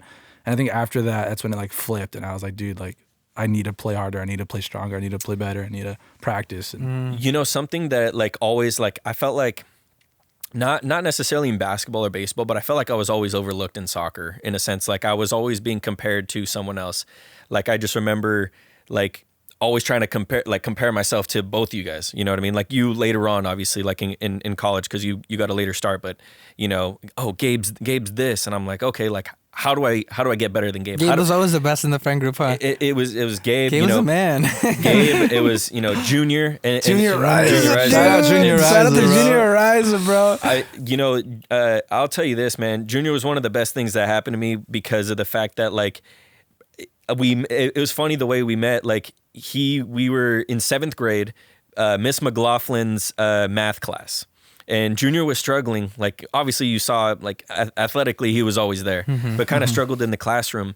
Right. And math is, it just comes, second nature to me.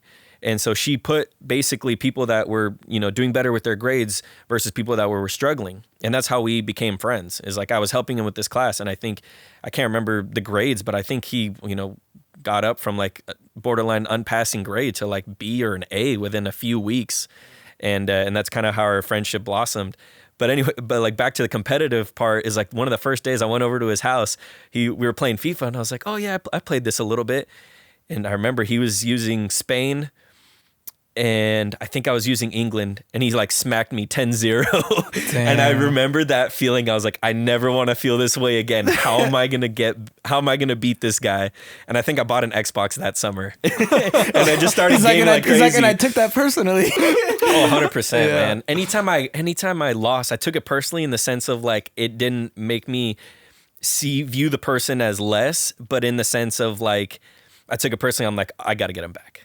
100%. Got to get him back. Yep. And for soccer, like, I feel like Junior was that guy, like, to where I was like, man, Junior, Gabe, like, these are the guys that everyone's saying, all right, these are the man, of Fort Bragg. These are the guys. These are the top guys. And I was like, man, like, how do I get my name in that bracket? Dude, and both Junior and Gabe, Junior, Gabe's also a junior. Yeah. But both Junior and Gabe, like, their dads were really good at soccer, and they were like teaching them the ropes from a young age, and they would see their dads play together. They play on the same team, and they're like the best players. I still hear stories about their dads. Yeah, you know what I'm saying? Like, they're well known in the community. You know what I'm saying? Like, in all of Mendocino County. Yeah. So it's just like, do you ever feel like maybe you didn't have the same resource in that? Because Gabe talked about it before. Like, he was coached on the field by his dad. Yeah. Every time I played with Junior at halftime, he'd run over to his dad and talk to him. Like, his dad would tell him, like, oh, you need to do this, you need to do this. I would definitely say resources. I mean, resources got to be the biggest thing, because, I attribute it to me also being focused on other sports. I mean, I was playing baseball and basketball at the same time. So it's kind of one of those situations is, jack of all trades, master of none kind of situation. Like, I felt like that was kind of me. Like, I felt like I was good at a lot of things, but I never really like mastered one particular avenue. Do you like that? Do you like that you were good at everything and then, like, not a master at one, or would you rather just be really good at one thing and horrible at the other? In the sense, like, I had incredible experiences in each respective sport. So I don't want to say, like, it's difficult, because, like, you always have that what if. Like, what if I focused all my attention on this? What if I gave all my effort on just this one avenue? How good could I have been? So you always end up in that situation, but I don't take any of it back because I had such great experiences on every single one. It's good. You know what I mean? I just feel like everything's a learning lesson. So, but resources is everything. You know what I mean? I feel like with the talent pool that we had a lot of dedicated like soccer players. Like you got, Jeremiah came super late on the scene. Shout out Jeremiah. Shout out to Jeremiah. I mean, we always had Shell and Robert, Jennifer and Robert, Jen, Danny, it's stuff like yeah. that. Sure, Logan Barrett's dad, Brian Barrett's dad, Brian Barrett. Dude, I love Brian, man. We had a lot of supportive people. But, kind of back to, like we were just talking about Shane was just on your podcast, someone with his credentials, someone with a CSU Bakersfield NCAA Division II title. National championship winner, semi-pro. You know what I mean? Like what that would have done, for us in our community, I think we could have had a lot of professional athletes. So many, bro. You know what I mean? I think that's why it's so important for a person of his caliber to be teaching young players, because you're getting them when they're developing. Yeah. You're not getting them when they're stubborn high school players that don't want to listen. Mm-hmm. I feel like if that I'm sure there's a specific age, you would probably know more than I do, but I just want to say like 8 to 12, probably to 14 is like when they're super like cracking down on skills, you know what I'm saying? Like if you get them at that age, bro, like it's anything. The learning curve is so dramatic at that age. I mean, especially if you want to teach someone like a second language, that's the time because you're sponges at that age. It's you absorb so that. quickly. It's earlier than that, man. Yeah. It's before 8 years old. Like you want to teach them young. Yeah, like you said, they're sponges. They just take in all the information. They can understand that. And you see it with, sorry, I didn't mean to cut you off. Go for but it. you see it with like the young players when we go play pickup, like the little ones that were under Jeremiah, were under Shane, that show up with their little Eagles jerseys. They're Like better. I mean, little Shy. ballers, bro. Yeah. Shy, dude, don't even get me started, bro. I mean, Shy, I remember like us, we're all, 15, 16 years old, and we're over here playing indoor. And He's nutmegging everyone. He's nutmegging all of us. Like, he's keeping up with us. I'm like, man, like, what would I have been if I had that kind of resource when I was that young, But no, I'm grateful for everyone that's helped me along the way. I don't take back any of those experiences. I mean, Shell giving me my first tap in like for men's league. Like men's league wasn't everything, but I think what I learned from men's league is the physicality of the game. It's not just technical. Like you got to be physical. I was 14 years old getting into men's league, and I just remember feeling like so helpless at times because I'm like, man, I'm playing against these grown men that are, way stronger, way faster than I am. Like, how am I going to get stronger? And it just toughened me up. And then when I would go play high school games after men's league, I'm like, man, like these guys, this is nothing. These are little kids. These are little kids Absolutely. that I'm playing with, and I feel like that really helped me out a lot in that respect. But yeah, man, it's a crazy prospect of thinking of having that kind of like academy in our area, because I feel like we had a lot of talented people. So would you say that soccer's like your main sport? So, soccer and basketball, I would say, were my biggest loves. I'd probably say baseball was the one I was most talented at. Really? Yeah, I feel like baseball I was most natural at. I mean, I got brought up, I think majors, I think I got brought up like maybe like third or fourth grade. Like I remember because you were playing on the Dodgers. Yeah. That's how I like kind of first figured out about you. You guys were on the Dodgers. You guys were undefeated. Okay, that was your undefeated season. And I remember I was playing with The Yankees. No, or the White Sox. I was on the White Sox after, but I would think I was on the Braves. Okay. Was when I first started. I think Justin Garcia was on my team, if I'm not mistaken, Gabe Ibarra. And I remember we were like, gosh, you guys meshed into the Yankees, I think the following season or something. My timelines are kind of mixed up, but I was on Dodgers 2 years. So you guys had an undefeated first season. year where we went second, and Yankees were like the team. Kevin Yamas, bro, he's like a 6 foot or like 5'10", 5'9", like sixth grader. Braden throwing Fales. 70 miles an hour, bro. Braden Fales was on the White Sox.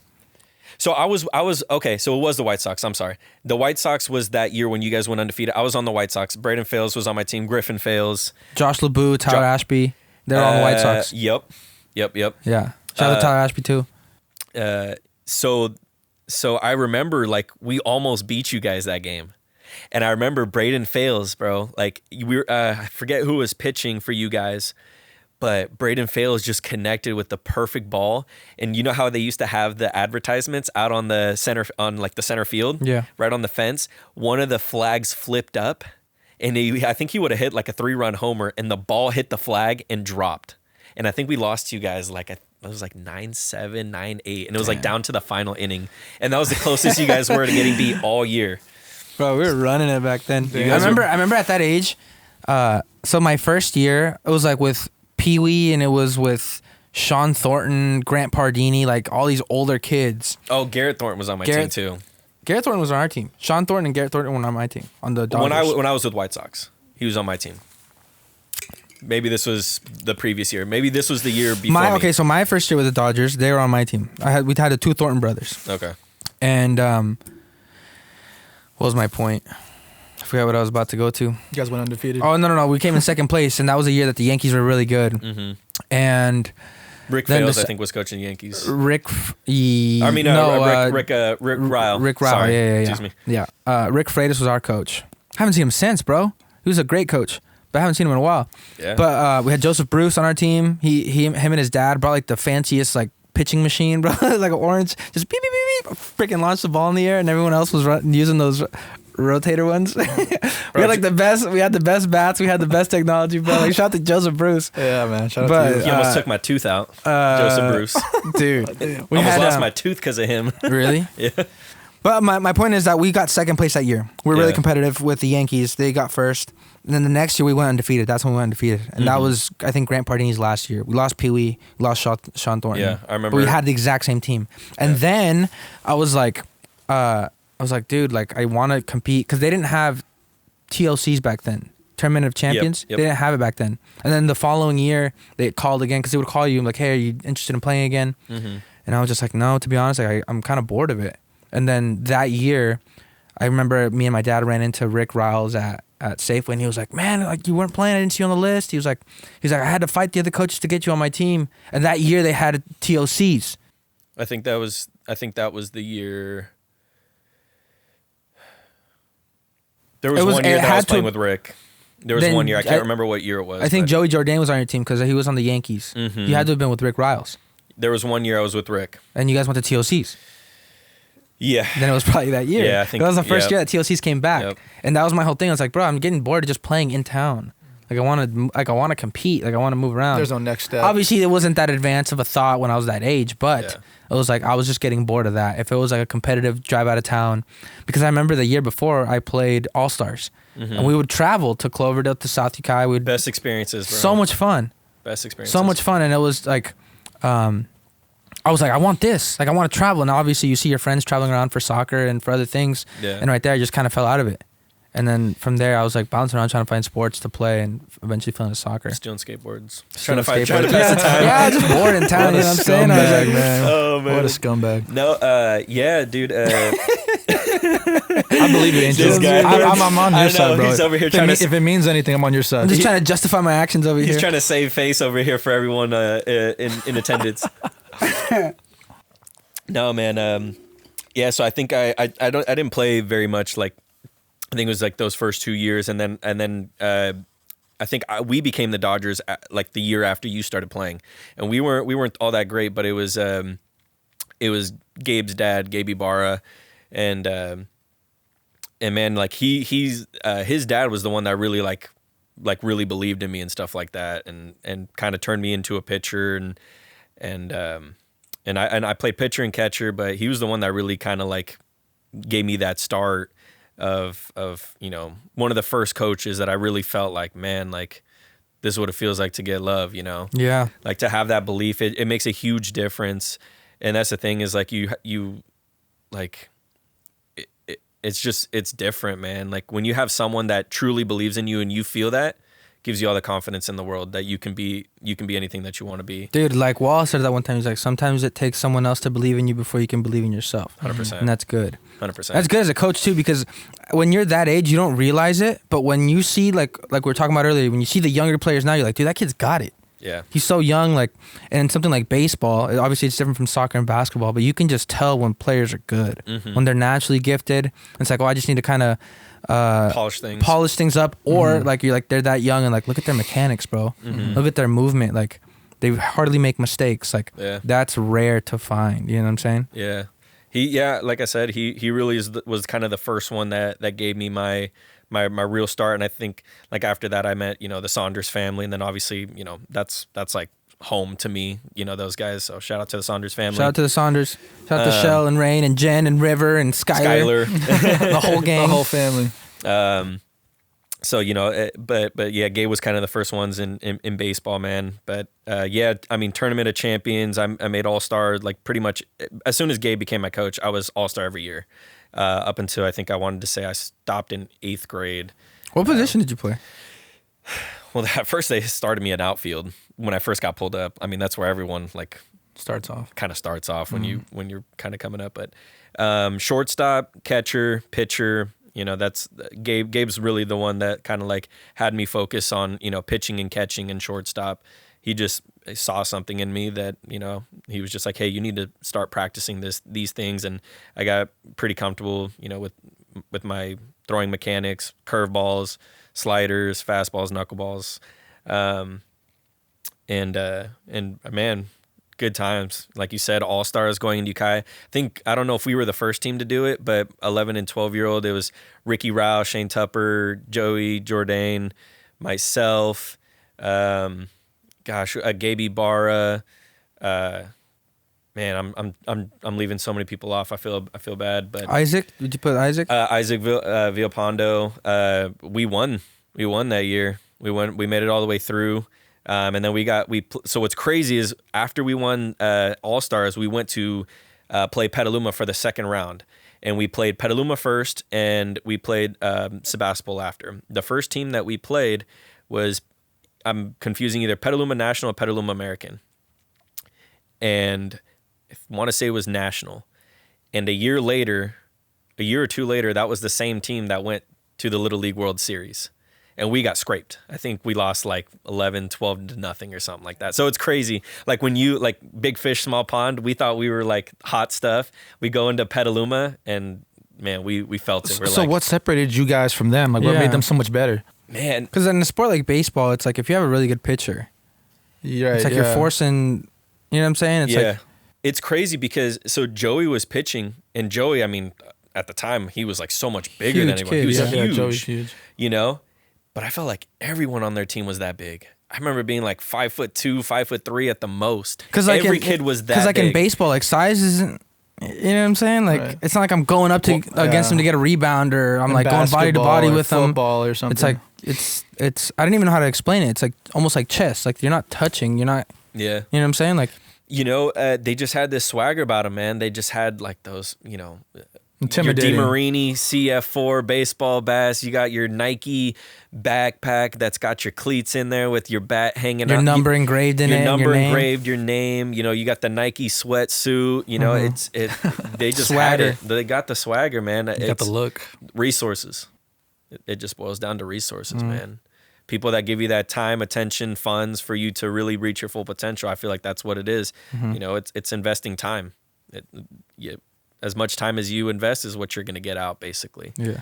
So that's really what I can attribute it to. And so going into high school, did you play baseball in high school or? No. So I stopped in happened? I stopped in 8th grade. So kind of the same thing that happened with Izzy. It was at one point where I was just kind of, not feeling it. There was one year I was just getting bored. And at this point, I think that's when I really started getting, because it was 7th grade that I became like really close with Junior. And so Junior was, again, like I said, a huge motivator for me. I'm like, man, all right, now I need to get at this. I didn't really ever have like that super close friend with baseball. But with basketball, I had Rain, River. With soccer, now I had Junior. Obviously, you and Edgar. I wasn't as close with you like I was with Junior, but he was kind of the motivating factor for me to just focus on soccer at that point. And then obviously basketball too. But I was like, man, I just want to play soccer. And I think at this point, that's when Jeremiah was getting around to starting up. Into the scene, yeah. Yeah, getting into the scene, One Love and everything. And that's really what it was, man. It was just a product of my environment. I was just like, man, I have so much more fun around these people. Like I want to be around these people more. Mm-hmm. I want to be a part of this camaraderie. And that was what motivated me to really give up. I just didn't feel like I was in my element. Although I was more probably gifted at that sport, it was just felt like not my crowd. Mm-hmm. I feel that. So like in high school, I remember you're a smart person, not were a smart kid, but like you had good grades, you hung around a good crowd because the soccer team here had like a 3.8 GPA. So it was a bunch of smart kids that were 4-year qualifiers. You know, you're not surrounded by kids that are going to make you do worse in school. You know what I'm saying? You would go after school and do homework together, then you would go to practice. Yeah. When you're like going through high school, obviously you're choosing basketball and soccer, prioritizing soccer more towards the end. What is your plan for after college, like after school? Are you thinking about college? What are your parents pushing you towards? What do you want to be at that age? Like, what direction are you trying to go in? I mean, my parents definitely heavily pushed the school aspect. I mean, my dad, born in Mexico, I think he started working like 9-10 years old, trying to provide for the family. So he's like, man, I didn't come to the U.S. for you not to go do something with your life. Like, you need to do something. And so heavily pushed academics, man.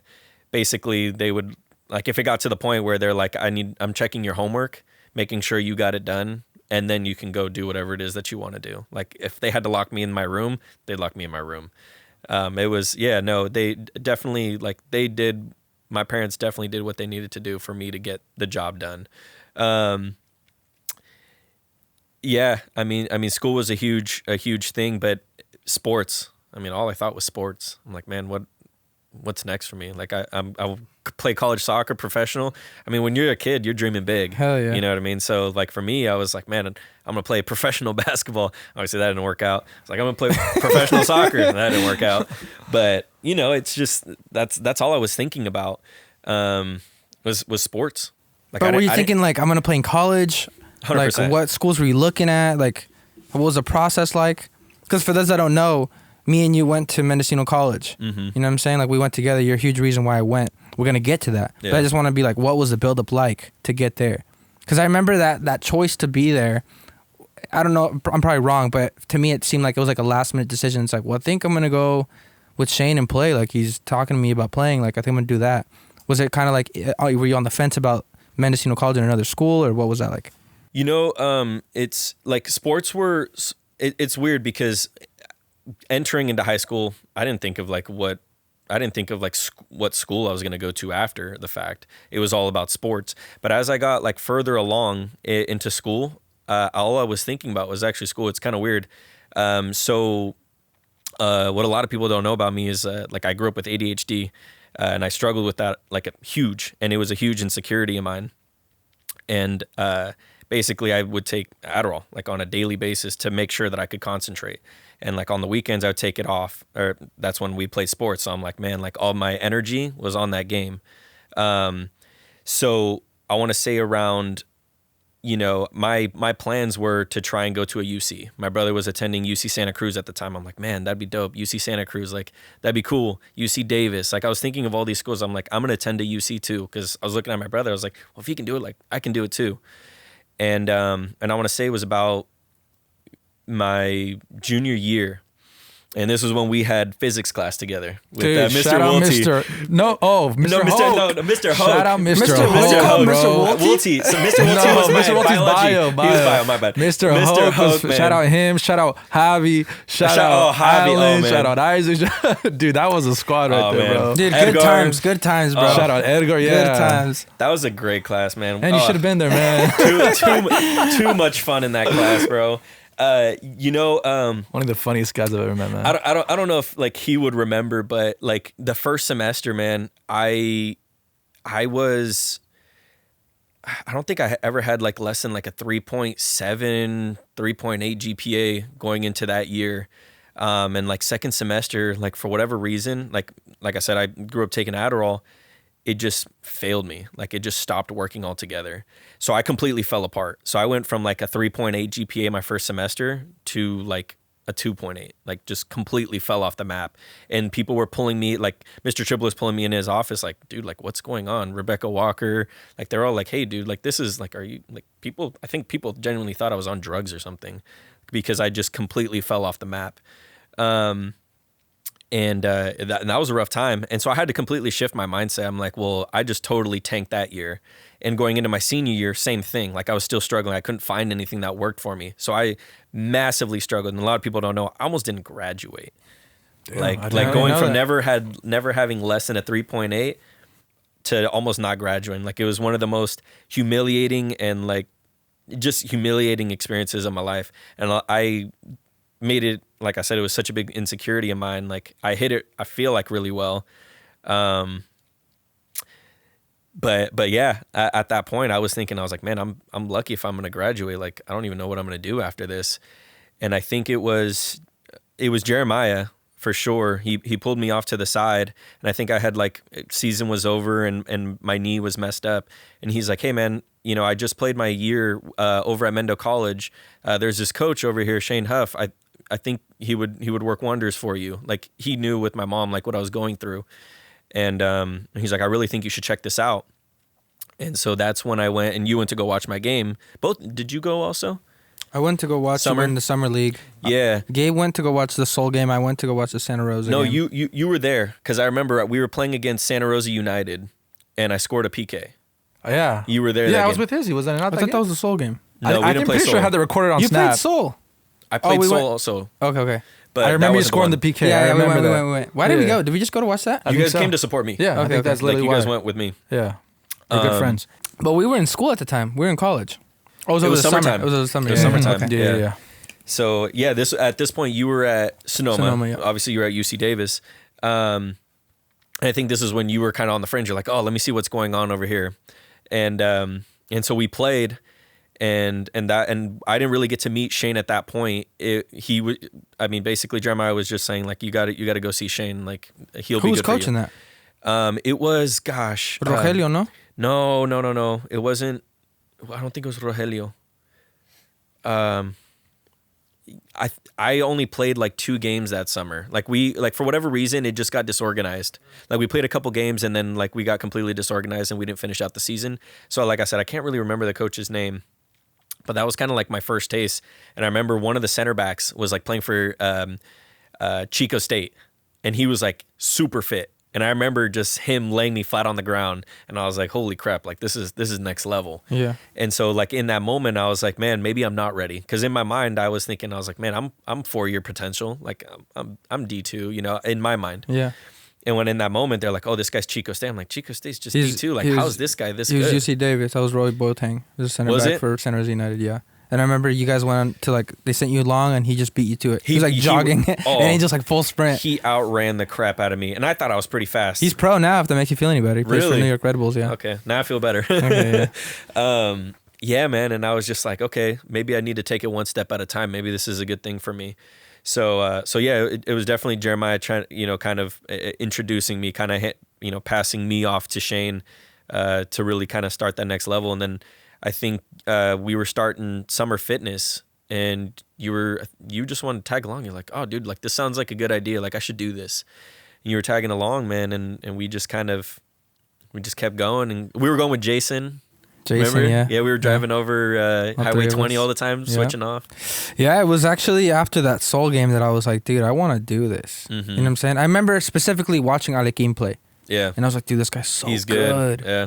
I was like, holy cow, because it was such a when I watched that game, like you guys were beating Soul. Mm-hmm. Like you guys were manhandling them. I was like, dude, these guys are hella good. Mm-hmm.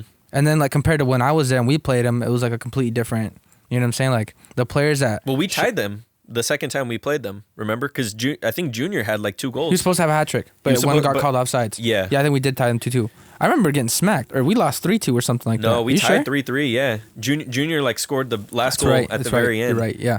But my point is that I watched them play. I liked the style, and I was like, dude, these players are hella good. And then when you told me, like, oh, I'm going to start summer fitness, like, you should come. And I was like, yeah, like, we've talked about it before. My mindset at the time was, oh, yeah, I'm just going to go get fit. I'm going to go back and try out. Because But I think at that point you were like playing with the club at Sonoma State. Yeah, I had Like played my that- first year, yeah. With the club through Sonoma Yeah. State, and you were like, I'm trying to get on the team. Like let's Yeah. get fit. Yeah. And yeah. then Shane was like, you're not good enough to play there. I was like, Please don't ever come back. I was like, all right. He's like, yeah. I think it was the first day too, because we played the first day. So we show up in the classroom. He's like, all right, I hope you guys got your cleats. Like I know this is supposed to be a fitness class, but we're just going to play, see where we're at. And then from there, we can make our plan to see how fit we are or what we lack, you know? Because that was going to be their second year. And we ended up playing. And then after that first session, he was like, hey, like, where are you playing at? Where are you at right now? And I told him, like, oh, I'm at Sonoma. I just came with Angel. You know, I'm here to just get fit and run. And then my plan is to go back to Sonoma and try out. And he just like was quiet. He's like, I'll tell you right now. He's like, if that's your plan and you go back to Sonoma, he's like, you're not good enough to play at Sonoma. Oh, I remember that conversation. Like, damn, I was like, that was rough. It was rough, dude. And then it's just like you have to drive the whole way back, just thinking that, like, fuck. This guy was living rent free in your head at that point, bro. I know, dude. And from that day, still there. Yeah. And then it was like the whole. I wasn't gonna do it. And then Jason had backed out of it and just left you and Johnny without a roommate. And that's when Shane just pressed me hard. And I was just like, well, I mean. He kind of just laid everything out. He was just like, I mean, you just get your money back. Because at that point, I had already paid my housing and paid everything. He's like, he was talking about like how much financial aid I got. And I told him. And he was like, well, you would get paid to come to school here. He's like, you could just use that for your rent. And then he's like, come work for me at the academy. He's like, you'll get extra money that way. And literally just did that. And my parents were pissed. Like, dude, why are you leaving Sonoma? Because they don't understand, you know what I'm saying? I didn't even understand. But I was just like, I just want to play. Yeah. And my mom was like, you're just doing this for soccer. I was like, yeah, I am. But like, I'm still getting an education, you know? Best decision I've ever made in my life. They just didn't understand because they were pushing the 4 year. Yo, can I go just use the bathroom real quick? Yeah. Oh, dude, I got to pee so bad. I've had to pee for like the last 30 minutes, bro. I just don't want to interrupt. Oh, you're good. Oh, my gosh. You have to, unless he wants to go under. Oh, freaking Angel, yeah. Damn it. I think we drank too much liquid. Okay, we're back. So how was your time at Mendocino College? Oh, man, too many memories. Good memories. We're roommates. We didn't mention that. We lived together. We did live Our together. whole time in Ukiah. Yeah. Man, that was a good time. I remember, bro, I think one of the Scoot this a little closer. Oh. I remember like one of the first experiences I think I had was like we were all meeting each other. And I think it was like Jason, Johnny, and myself were all like meeting each other. And I think one of the first things that that Johnny said was like, hey, you like my Ferrari? And he's over here rocking his little minivan. I remember that. His gray minivan. I was like, this guy's... Johnny is such a weird guy. I was like, this guy's so goofy, man, and we're going to have a good time. Oh, dude. He was a good roommate. Easy to live with. He's just messy.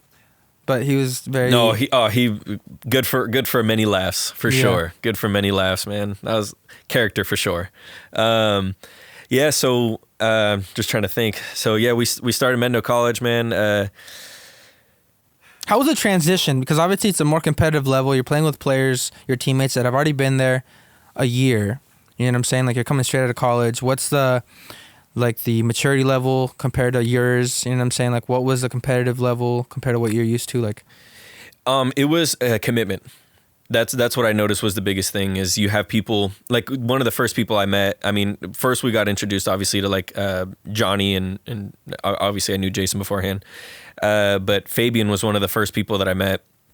So prior to shout out to Fabian. Shout out Fabian. Fabian Carlone. And Felipe. And Felipe Chavez. Shout out to Felipe Chavez, soon to be guest. Those were the two people that I like first met. And I think it was like the first practice that we were playing. We were playing out on the Pomalita field. And we were having training just before we actually played Santa Rosa United. I think we trained like 3 times. And I just remember everyone was like kind of egging me on. Like Fabian was like already like getting a little competitive. And then Victor. What do you mean egging you on? What are they saying? No, not egging me on in a negative way. Like let's see what you got. Oh, okay, like that, like in a competitive way. Yeah. They're like that sounds like something Fabian would say. Yeah. He was like the first one. Like they're over here juggling. I remember Fabian. Like one of the first things that stood out was like, man, this guy can juggle actually pretty well. Like he was doing, you know, the around the world. Yeah, and dude, he's got that down on lock for Shout sure. Shout out to Fabian Carlone.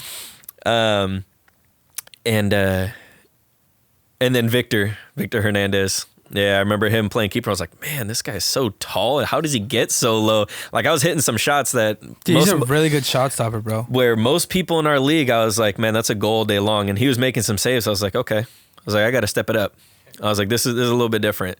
And so, man, it was just after a few training sessions. And then obviously my run-in with professional center back that humbled me. Because I was thinking, you know, big fish, small pond. And I was like, all right.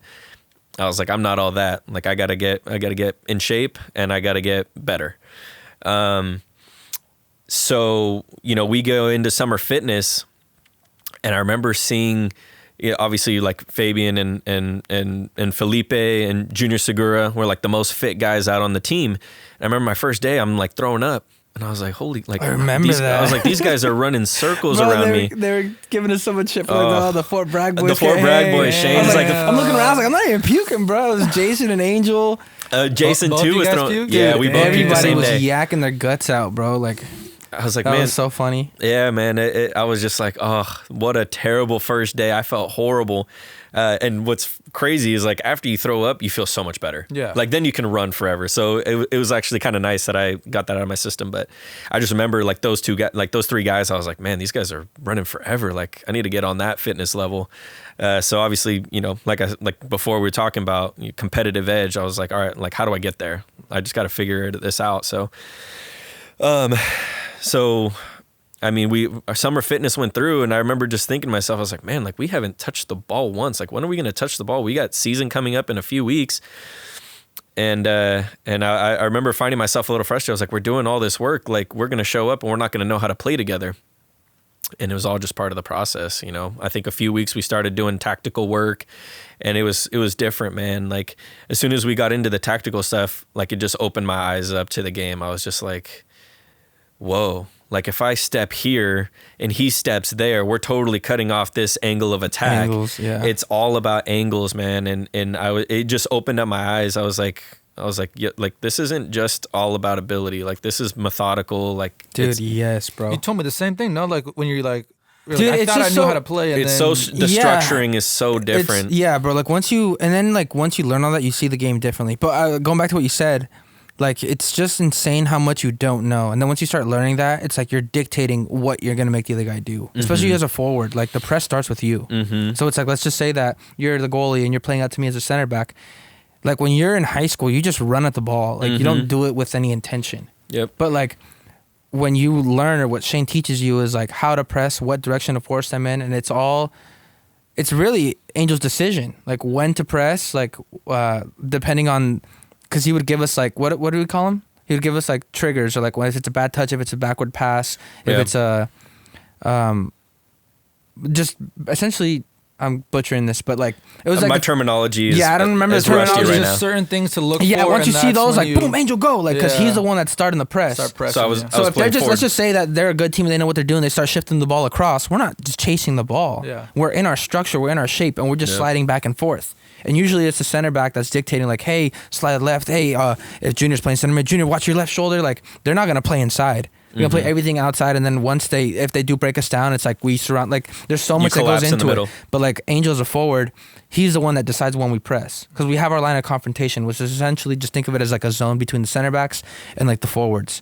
And we have a line on the field, like usually indicators, like maybe it's the bench, or maybe it's in practice it's this cone. Like once they get in here, you fucking go.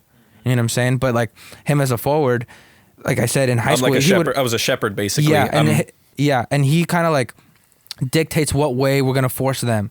So if he's a forward and he's coming at you as a center back, you have the ball on your right foot. He's not gonna run straight at you. He's not gonna run at you from your right side. He's gonna come at you this way from your left, Force you one way. and you're not gonna be able to cut into him. You know what I'm saying? Like he's taking away your left side. And as a high school player, someone that doesn't have knowledge of the game, they're not thinking about that.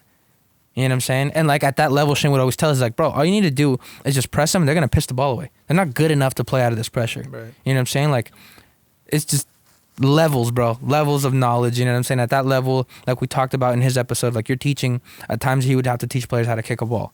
So it's like, with the players that you have, what's the best way like to set ourselves up for success? And it's just being organized. You know what I'm saying? Like good defense is great offense. We win the ball up high by our pressure and our structure. We're in a position to score. You know what I'm saying? Like, but again, yeah, it was a huge learning curve. You know, coming from Fort Bragg and going there. I forget how we got into that, but we were talking about the summer fitness and when we started going, because we would do, bro, like that summer fitness was like I want to say it started in June like 15th, like mid-June, and it went on the whole month of July. Without touching the ball, like we were just running track work. It was pretty much be 2 so months. Circuits 2 in months. 100 degree weather, but it's like, it's a fitness class. That's what you sign up for. We were getting credits for it. Yeah, you're getting credit for it. Like okay. this is Yeah. the like. He's not telling us like, oh, we're gonna play. Like, no, we know that class is for fitness. Right. But at that level, you have to build a foundation at any level. You know what I'm saying? Like, I can only, let's just say that I'm trying to go back to Sonoma to play, or I'm trying to play for victory, and I go back without running, like I'm only going to be able to do so much, especially at my level. Like I already know how to play. I'm only going to be able to do so much for so long. So like whenever you're getting ready to go back to a season or to something, like fitness is key. Even though you have those players like, oh, I'd much rather play. It's like there's ways to do it, like to get fitness out of playing or out of pressuring, but it's like you really need to be self-disciplined and put 100% into every training session. But fitness is huge because it's like you're gonna fade out in games, and you would see it at our level. Like we fade out and we start making mistakes. That's when the mistakes happen in the late times of the game, from the 75th minute on. It's like everybody's fucking tired. Yeah. The biggest thing I noticed too was like my always was like when I would come back switching out from whatever sport I was and I'd go to soccer, I'm like, man, I got a heavy touch. Like I need to clean this up. And I always thought it's like, oh, I just need to touch the ball more, and just get back into, you know, the swing of things. And then I find myself, I'm like, well, it's taken me a couple of weeks to really get my touch back. And I was like, man, like why? Like I always wondered why. Like why does it take me, you know, so long to get, you know, my sharpness back?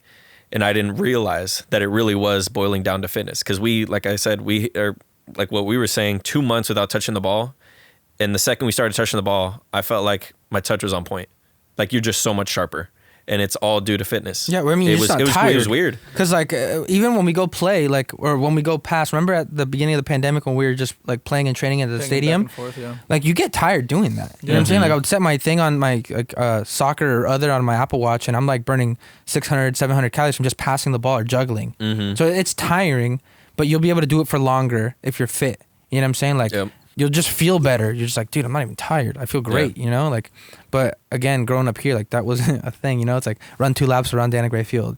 Yeah. It's like, that's our fitness. Yeah. I was like, what? Like, and Shane's motto too was like, you know, we may not be, it's something that he was talking about that like, that kind of is what I'm about to get into, but he was talking about how he was like recruiting all local players and wasn't recruiting because he was trying to focus on his, you know, community. And he wasn't recruiting foreigners and stuff like that because you have a lot of JCs. I don't think we had an international program though. No. But still, he even said like, if we did, I wouldn't want to. Yeah. And so one of the biggest things is like, he's like, well, we may not be the most, even, I feel like we had a pretty talented team, you know, our second year, even though we didn't win. But he always preached, we may not be the most talented team, but we're going to be the most fit. Yeah. Like everything he would run, like as he was saying, we would run circuits. He would run the crap out of us.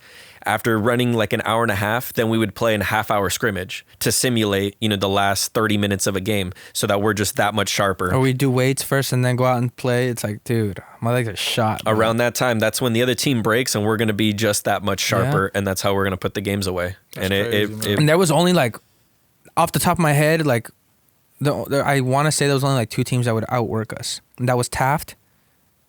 At Contra Costa, I felt like. We got outworked at Contra Costa? I think so. Interesting. Okay. I would argue against that because we lost in like the last second. And it wasn't because we got outworked. The guy just hit the ball up and scored like a miracle goal. Okay, hold on. Let me finish my argument. Taft and SRJC. Only teams that out-hustled us. Yeah. Okay. No, I agree with you there. The reason why I said speak your word, man. This is the time. Yeah, to you don't have to now. just agree with me because it's our show, Angel. You know, you can come in here and have a different opinion. I was thinking about it, dude. It's been like 5 years. Dude, you know what's crazy? It's been so long that sometimes I forget you were an athlete. I'm like, what does Angel play like? Yeah, no, it's crazy. It's been a long time. I miss it, bro. It's 2016, so 5 years. So forgive me if my memory isn't all the way there, but the reason I said Contra Costa is because they had this one center back dude that just was like a Wayne Rooney type, just an engine, just kept running nonstop, and he was the one I had problems with. Yeah, he was good. He was fast. He was athletic. Real athletic, yeah. He was the guy that talked like a cholo, had the ponytail. He got like defender of the conference. Yep. He was a stud for sure. He gave me a lot of problems. What were we even talking about? We were talking about the fitness. And we're Shane talking was like about we're going to be the most fit and also structured. That was his biggest thing. Is like we're going to be organized. Yeah, and I really felt that. And you know what was crazy is like we were looking. I don't know if you remember, but we would play. What were the club teams that we played up in Humboldt County that always smacked us? So Fortuna always smacked us in high school. Arcata always got us, but in club, who was you had Eureka South Fork? No, South Fork's high school. I don't think I played club with you guys back then. I don't know if you recall, but anyways, I know Fortuna was one. There was one striker, I remember, he was number 9 on club team, and I can't remember his name to this day, but I remember him kind of standing out as like, okay, this guy's really good. And he played for College of the Redwoods. College of the His name's Redwoods. Sammy. Is He's it a Sammy? homie, yeah. Shout out to Sammy as well. Okay, Played at Chico State after CR. Good guy. Really? Okay, nice. Good for him. And I just remember, like, I remember thinking, I'm like, oh man, we're going to have a tough, as soon as I saw him, I remember thinking to myself, I was like, man, we're going to have a tough game. Like, these guys are going to be talented. He's on that team. Fortuna had a good team. He was one always person good, that I remember playing against in high school and obviously against CR. And we were just so much more fit than them and way more structured. And we ended up smacking them 3-0 against College of the Redwoods. And this was before we played Humboldt. And I then remember that. Okay, I was there. Yeah, you were there? Yeah, I of thought you course. guys were talking about club. No, You no, knew him from I club. knew him from club. Gotcha. I remember him. We played him in high school too. You remember? Fortuna. At That's what I'm saying. the at South Fork Yeah. tournament or at the no, or the McKinleyville. McKinleyville. It was 0-0. No, we tied against them. No, We no, lost they beat to- us like 4-1. Yeah. They We lost- scrubbed We us. What did lost we to tie the team then? the first game. We tied 1-1 the first game. I want to say it was Yeah. either against McKinleyville. Or That was Fortuna. Eureka. I swear. No, we lost Fortuna to Fortuna. smacked us. Yeah. Yeah, Fortuna Yeah, we smacked us. lost pretty bad. They, like 2-0, I think. no, we lost. I think it was whatever. My memory's horrible. Yeah. But But I remember playing against Sammy. And then Yeah. they had 2 other brothers that played at the JC or that played at Mendo the year before. Really good friends with they were Fabian. Yeah, The I do remember twins. the twins. I don't remember their names though. Miguel, one was Miguel and the Yep. other one was something, but Something, they went yeah. to CR the next season. We Yeah. played against them. Yeah. We Oh. had Carlos was playing with us. So Carlos and Junior were Okay, playing so you're with talking us. about that spring. Okay. That spring, yeah.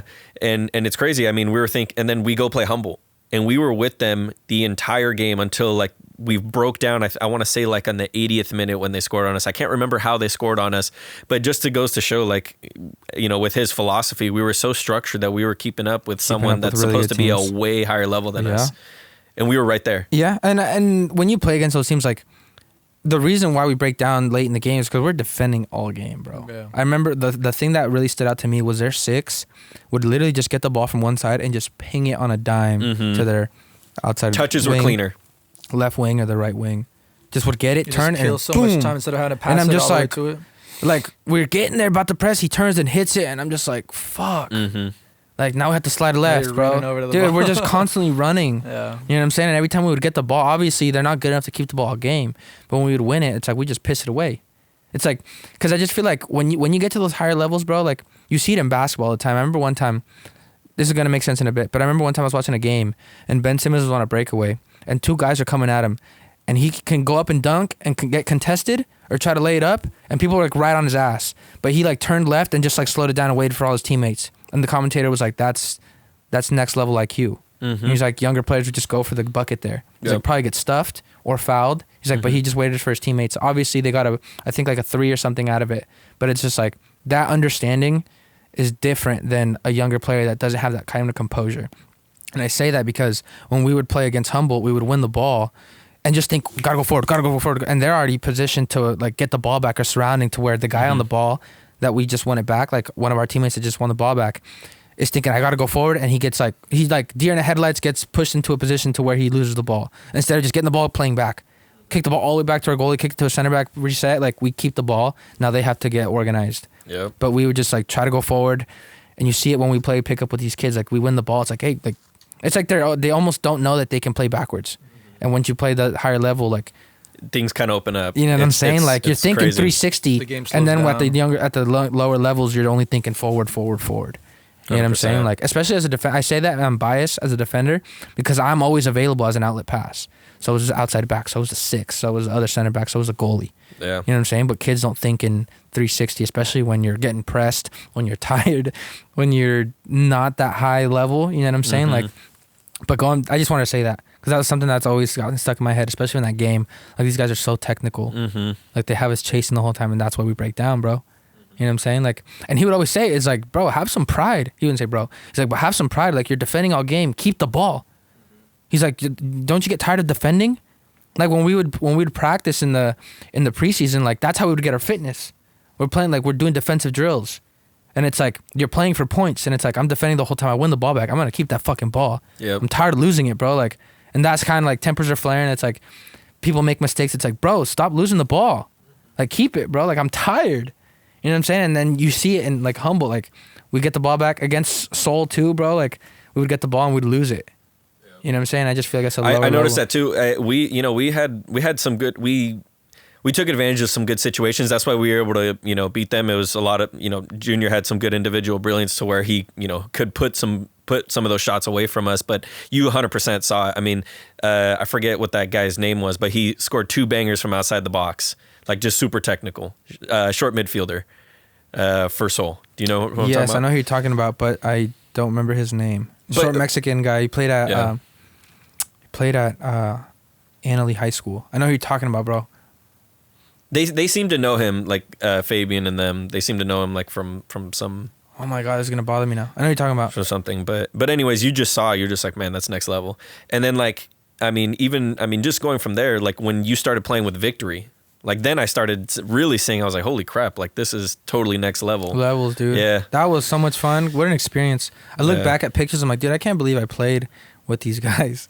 Well, dude, Junior on his Instagram, he had the photo of your my teammate holding mid, and he was it was him guarding Inzaghi playing for America, and then he's over here playing on your team. I was like, holy crap! And he was my favorite person to watch, the simplest person in the world, so technical, bro. But you just could see he dictated the game, and it was like most people pay attention to the forwards because they're flashy, they're fast, they're scoring all the goals.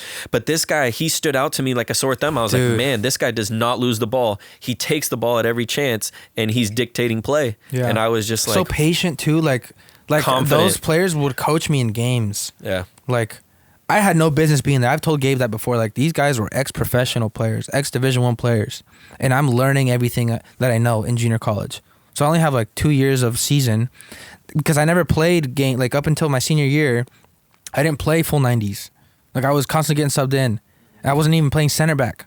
I played center back my senior year. And then before that, when I was playing varsity with Danny, I broke my arm. Oh, and I was like, I was playing left mid, so I would get like 5 minutes a game, bro. Like, dude, literally 0 minutes. You were in a cast. I remember you scored that banger for international, bro. It hit the crossbar and that was JV. It went was that bing JV? bing. Yeah. I wasn't in a cast back then. Weren't you? No, I swear you were. I don't remember that. No. But that was crazy because we had hundreds of people at the games just to watch that one guy. And then he just brought hit the guy I'm dude, talking about? Yeah. I believe it. And then my friend, like you said, like, oh, that's the first time I saw him. Like, I would have my friends come to my games because of my teammates. Like when we got Eti like went pro. That guy was ex-pro. Trui Patiño went pro after that. Kevin Escobar went pro after that. Like these are guys like Kevin was competing for my Colombia. spot. Colombia gets paid $400 a game to play with us. Like, dude was and a baller. $100 each goal he scores. Dude was a baller. Shows up, scores a hat trick, and leaves. Yep. Like, bro, those are the types of players we had. And then I remember one time when the squad of like 5 Mexicans got there. One of them, his name is, and he's from Los Angeles. Was playing for Chivas. His story is fucking crazy. But he came here, and Cabada's like, "Oh, dude, I know him." Like, how do you know him? Because he's like a hardcore Chivas fan, and he knows like the whole youth academy to like ex-Chivas players. Damn. I was like, dude, his name. He told me everything before I even knew the guy.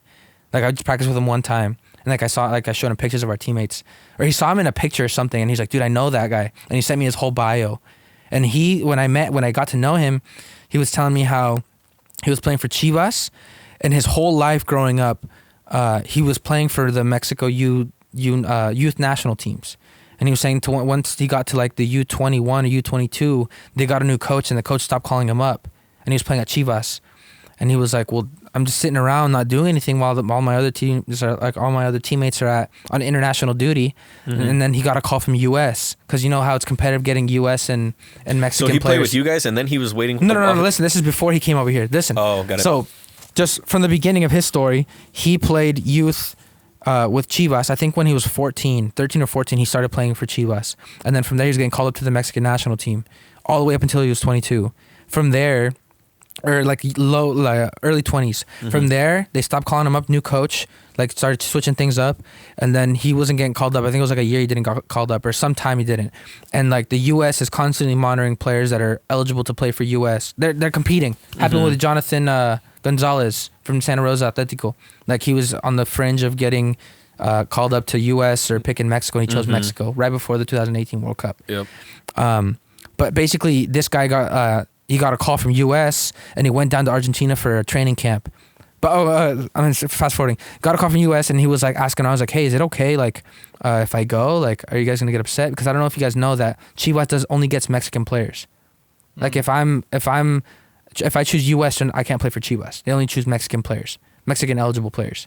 They wouldn't sign Gignac. They wouldn't sign Neymar. They can't. They don't. That's a part of the club policy. They only sign Mexicans, which I don't agree with. But people in Mexico think it's like good because it's like, well, we're gonna. It starts from here. It's gonna help out our national team. But let's just say if an American team was like, no, we don't sign Mexicans, only Americans, there'd be an outreach. Yep. So I don't agree with that. I don't think it's good. I don't think it's smart. And they've been at it like they inconsistent with being good and bad. They're like, that doesn't matter. So he was like, he was in Argentina. So he got the okay, went to Argentina. And while he was over there, they're like, dude, like, where you at? You need to come back.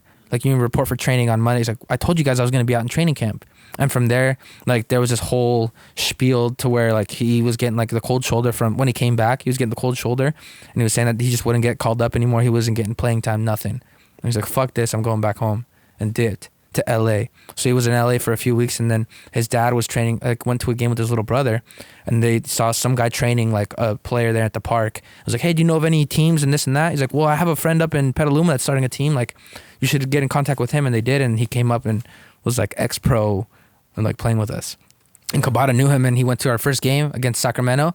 We won like 8-0. And this guy was like freaking whipping and crossing. He's like, dude, you can just tell they're pro. Like, the way they hit the ball is just different. It's different. And you don't understand it. Like, Udi talked about it. It's like the way they hit it, like, bro, they're shooting the ball at your head when they're crossing it. And you have to get your head in there and hit the ball. You don't let the ball hit you. That's the secret. But yeah, just the level there was just ridiculous, bro. Back to your point, like, there's levels to this game. 100%. Like, that was a long rant, but dude, my bad. But dude, crazy story. But yeah, what an experience. Okay, so going back to you. Sorry, I did that. Going back to you and Mendocino College. So like that was the beginning. So how was like the whole season? I know you kind of got plagued with injuries. Talk about the hardships with Shane, because it wasn't all daisies and rainbows, bro. Like, Shane's a tough coach to play under. And some players don't take it as well as others. You know what I'm saying? Some players like Guti and Junior Segura just take their licks and go on forward. Players like me and you were stubborn. You know what I'm saying? We question shit. Shane recognizes that. You know what I'm saying? It's a love-hate relationship at times, but it's all in the best interest of the team. And at the end of the day, the player. I want to get into that. And also, like, the shit that you learned from Shane. Like, are you applying it to your life now? We can talk about that later. Yeah. Remind me, because I just want to ask that question later. Sure. So talk about the experience at Mendocino College. Yeah, so with I remember one of the first things that happened. So I think we trained all summer, and I didn't start the first game. I think it was Alequin and Caesar. Yes. Yeah, so they were both starting over me. It was Lassen College. That was our first game, our first collegiate game. Yeah, and I think I was injured in practice. Like, I couldn't play that game. And I remember I couldn't play that game, and then we struggled against Lassen. We had a hard time against them. We lost 3-0 against Lassen. Yeah. And I think like I came back maybe like a week later. I think my back, I was like having back spasms and I had to go to chiropractor. And I came back, and I remember I had a baller practice, and I remember Shane just kind of like pulls us all aside. He's like, man, we missed him, huh? And I just remember thinking, I was like, man, like I had that good of a practice, you know, it felt good. And so, you know, he started like from that moment on. The next game, I can't recall who we play, but I want to say I scored my first goal against San Francisco City College. I want to say I think we beat them 2-0, and they're like ranked. Yeah, and we beat them 2-0, and I think it was from that moment that he's like, all right, he's like, we need to start playing this kid more, and then I think that next game we were going up to, gosh, what's the team in the Bay Area? Not Contra Costa. It was our preseason team. Yeah. I think it starts at the. We took a turf field. Really nice turf field. We took a picture of that game. Yep. Man. Skyline. So we were playing Skyline. Smacked them. We smacked them, but I got hurt that game. Didn't you score? Or you got a 1v1 blocked or something like that? Turf toe. Yeah, that's the one I'm referring to. Oh, man. So yeah, I did score. It was I stepped up for a PK, sloppy PK. The keeper blocked it. I followed up, put it in, whatever. Not a big deal. I'm kind of a big deal. No, nothing like that. But so I think I was on a 1v1 with the goalkeeper. And I think like the ball came forward and I took a touch a little bit too heavy and the keeper came out. And I remember just trying to stick my foot out and flick it right over his head. And he took me and I think my foot either hit him in the face. I can't remember, but I took out the goalkeeper, took him out for the rest of the game, took me out for the rest of the game. And I got diagnosed with turf toe. And I think I was gone for, I want to say like 2-3 weeks. I missed like two preseason games. Yeah. And I remember we were lining up against West Valley. And West Valley was like hot shit. Like these guys were the guys. I think they were ranked, They were also ranked, yeah.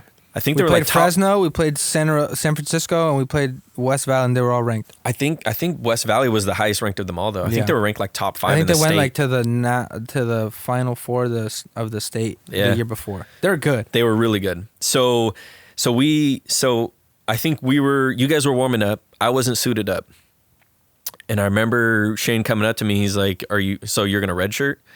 And I was like. Dude, that's like, what do you mean? Is, bro. He's like, what are you talking about? I was like, what do you mean? And he's like, so you're gonna redshirt? He's like, you're out. You're injured. He's like, you've been gone for the last few weeks. And I was like, well, I'm hurt. I was like, I'm trying to nurse it so I can get back. Like, I want to play. I don't want a redshirt. Like, that's not what I came here for. And then he was like, well, we'll make your decision, young man. He basically was like, give you an ultimatum. Yeah. He's like, play or get out. Redshirt. And so I suited up, man. And I think Nato, shout out to Nato. Oh my gosh. That man is a wizard with tape. Dude, Olympic caliber trainer. He got invited to go to the Olympics. Really? Fun fact. Yeah, he was telling me. Well, he also played pro in Japan. I think he played D2 in Japan. D2. Okay. He's a good player too. Yeah. Solid. Yeah. He is solid. He would practice shout with out us. to Nato. So he taped me up, man. And he did like this weird splint to where I couldn't feel it. Like it was crazy. Like my toe, just stepping on it, pressure would hurt. Like I was constantly in pain. He taped it some weird way to where like I was fine. So Shane starts me and I think the tape loosens up and I start getting in pain again. And I'm telling you, I'm having a horrible first half. First 15 minutes, man, Shane is yelling at the top of his lungs at me, pulls me out. I think he puts me back in just before the half. And again, I'm still stinking it up. And I think at this point, I think we were down like 1-0, like just before we go into the half. Yeah. And he pulls everyone in the middle of the half field, man. And he calls me out, man. He lays into me. And I was like, crap. I was like, man, I know I'm stinking it up. I'm in so much pain. I was like, I just got to figure it out. Bro, remember when we were in the interview with Shane and he was like, how do you deal with, when you asked him, you're like, how do you deal with players that don't listen or don't respond well? He's like, well, first of all, like you talk to them. He's like, and then you call them out in front of a group. He's like, but not directly, but he's like, they know they're talking about them. Like, that's how he was. He's like, 100%. Like, this team's beating you because you're getting outworked or something like that. He's like, and stop bitching about your freaking big toe. And everyone just like looks at Angel. Oh, man. He laid into me. He laid into me. Everyone in the stands could hear him chewing me out. And I was like, Jesus. I was like, I'm not looking forward to this because next practice, he's running the crap out of us. Hell yeah. So I was like, man, I was like, I got to figure it out somehow. So he starts me again second half. And still, man, more of the same. I'm just in this funk and I'm hurting a lot. And he goes to send a sub and the sub's coming in to take me out of the game. And I think the sub gets confused. I can't remember who's coming on. And they get the wrong person. And I remember we have a free kick. It was like just around the like half circle on the other opposing team's half. And Omar Velasquez, shout out to Omar, pinged the perfect ball to where the defense had their line just in front of the 18-yard box. And he pinged a ball like just behind the line and I break through. And even with me injured, I was still faster than their defenders. And I remember I'm like sandwiched between two players and I get it. And I just hit this on the perfect half volley. It like off the side, boom, upper 90. And I just remember, man. Like I just across his body, off the bounce, just like some swatted shit, dude. Like, I remember I hit the perfect ball. It goes in and I just had like the biggest sigh of relief.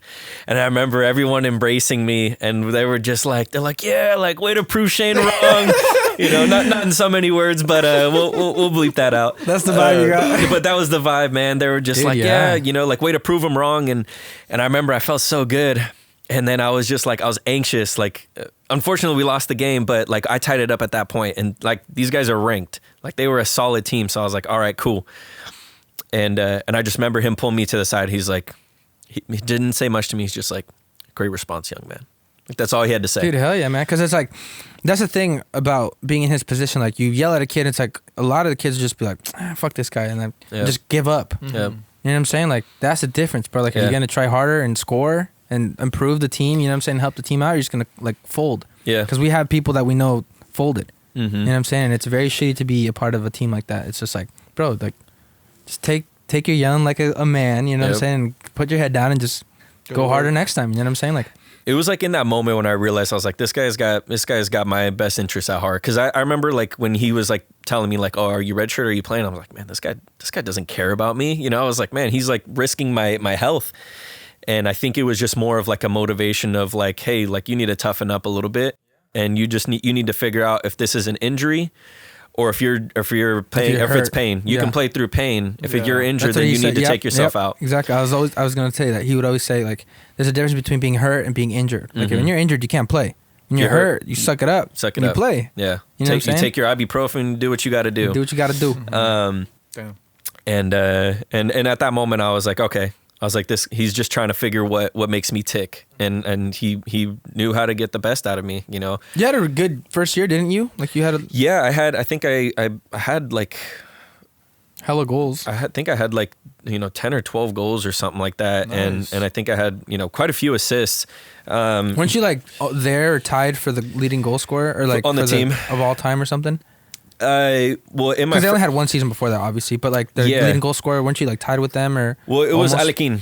I think Alequin scored 15 goals his first season, and I like it. And I was like right there in second place after my first year, because it was Alequin, and then I think it was me, because I think Alequin scored like 15 goals his first year, and like I think he beat me by like a goal my freshman year. I think I was like it was him then me, like 1 goal separation.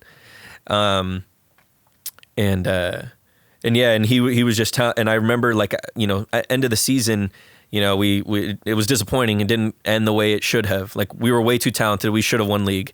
We were way too talented to get bounced out the first round. Like we for whatever reason we couldn't put the pieces together. And I just remember like Shane kind of like grabbing me and like pulling me off to that list. I'm glad you mentioned it because I forgot about that. And he's like, so what are we gonna do this off season to get you up here? Like to get your name number 1. I was like, okay. He sees potential in me and he wants me to work for it. He's like, he's not giving me this time of day if he doesn't see something in me. It's tough love, but he's got my best interests at heart.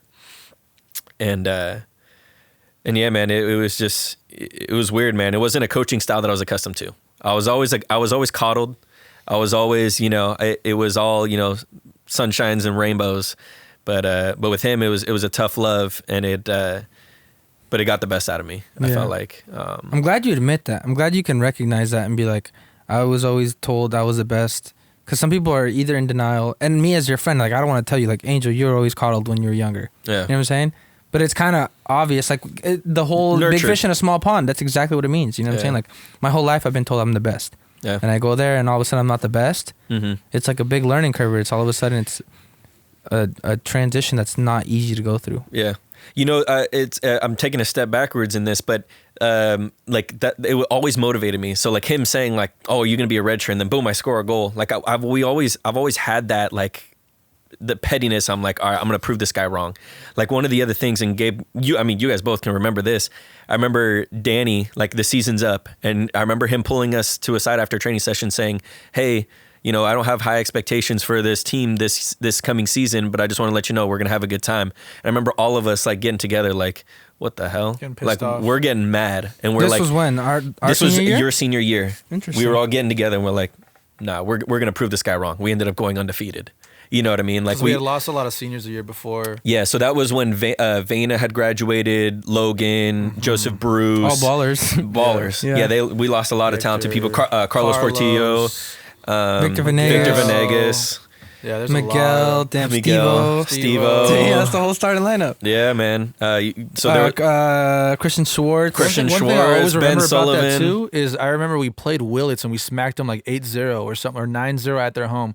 I remember talking to the coach after he came by, and I think he was just walking by with us, and he's like, man, you guys are really good this year. And I was like, yeah, no shit, like we got ballers. Yeah. And then this guy's like, he's like, I thought this was a rebuilding year for you guys. Like, what's going on?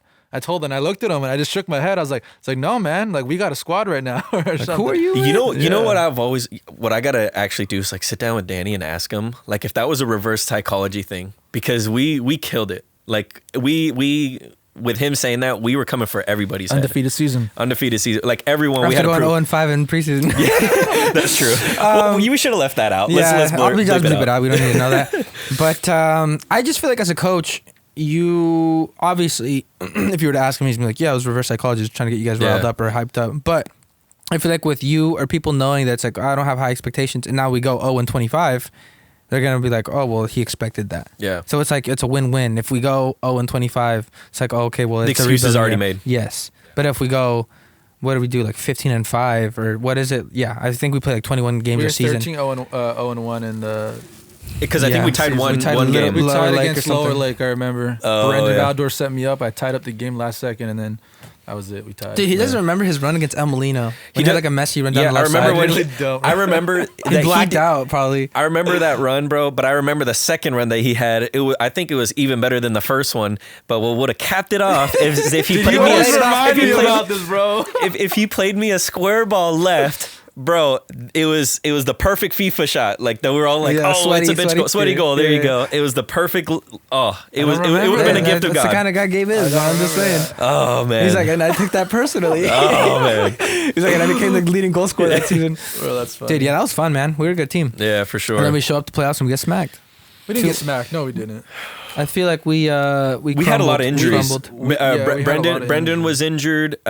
Junior was injured. Did I we got lose injured in the 2-1 game. or 2-0? 2-0. 2-1. No. No, Caden scored at the Caden end. scored. No, Caden Donald scored. scored. No. Or No, was it Caden. Okay. Caden scored. Yeah, somebody Um, scored at the end. Yeah, it was Yeah. like late though. We were Very down like late. 2-0. We weren't It even was- playing bad though. It was just we just didn't really have any end product. We Like, had unlucky things that kind of just Allen's happened. handball. Shout out to Allen, dude.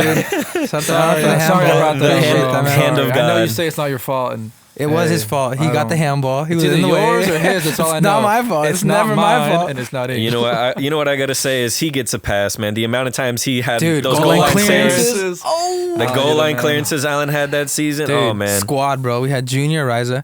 What was our lineup? Let's just go through our lineup. Look at So us. hold up. We're like back in high goalkeeper. school. We had That was Paul the best, Gorman. bro. Paul Paul was a Gorman, solid. goalkeeper. Could have been a Division II player if he kept on. So right back we had Allen. Clemente. Was it?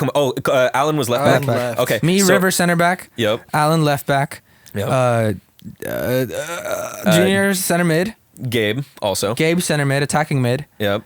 Rain, left back. Rain was right left mid. wing. He was right mid. Left mid. right or left mid. He was one of the mids. No, Hector was right mid. Rain Hector was left right mid, yeah. Yep. Oh, you're right, And then you're it right. was me and Brendan at the point. Squad, bro. Yeah. Hector, all conference, all Empire player. Gabe, all Empire. Junior. Everybody knows Junior's hella good. You are arguably, if you would have played the second season, would have been on my Mount Rushmore. Best players of all time. Brendan Valdor played really well at Mendocino College. Who else? Me. Obviously. Who else? Who's point? Brendan? Brendan. Yeah, Brendan, myself. stacked. My point is we were stacked. Oh yeah, yeah, for sure, man. You know what I wonder is like if we would have brought that talent like and played like at Mendo, like all of us. Dude, that's what Adrian and all their friend group did. Like they had like 5 or 6 players that played together and went there. You know, it just Dude, man, we just had so much talent. Think about how good he would have been. He would, bro. It would have been. It would have been an Mount animal. Rushmore. I mean, you see how Hector was. I mean, Hector was killing it. And you remember when we were playing in Folsom, and they were there watching the Yes. game, and we were trying. We Dude, were over there Gabe like was recruiting this them. close. He was this close. We were over there He recruiting was them. like on academic probation. Needed money. Couldn't afford it. Whoa! Bleep it out, You know the story better than I do. I know at the this story. point. dude. I still think about that every day.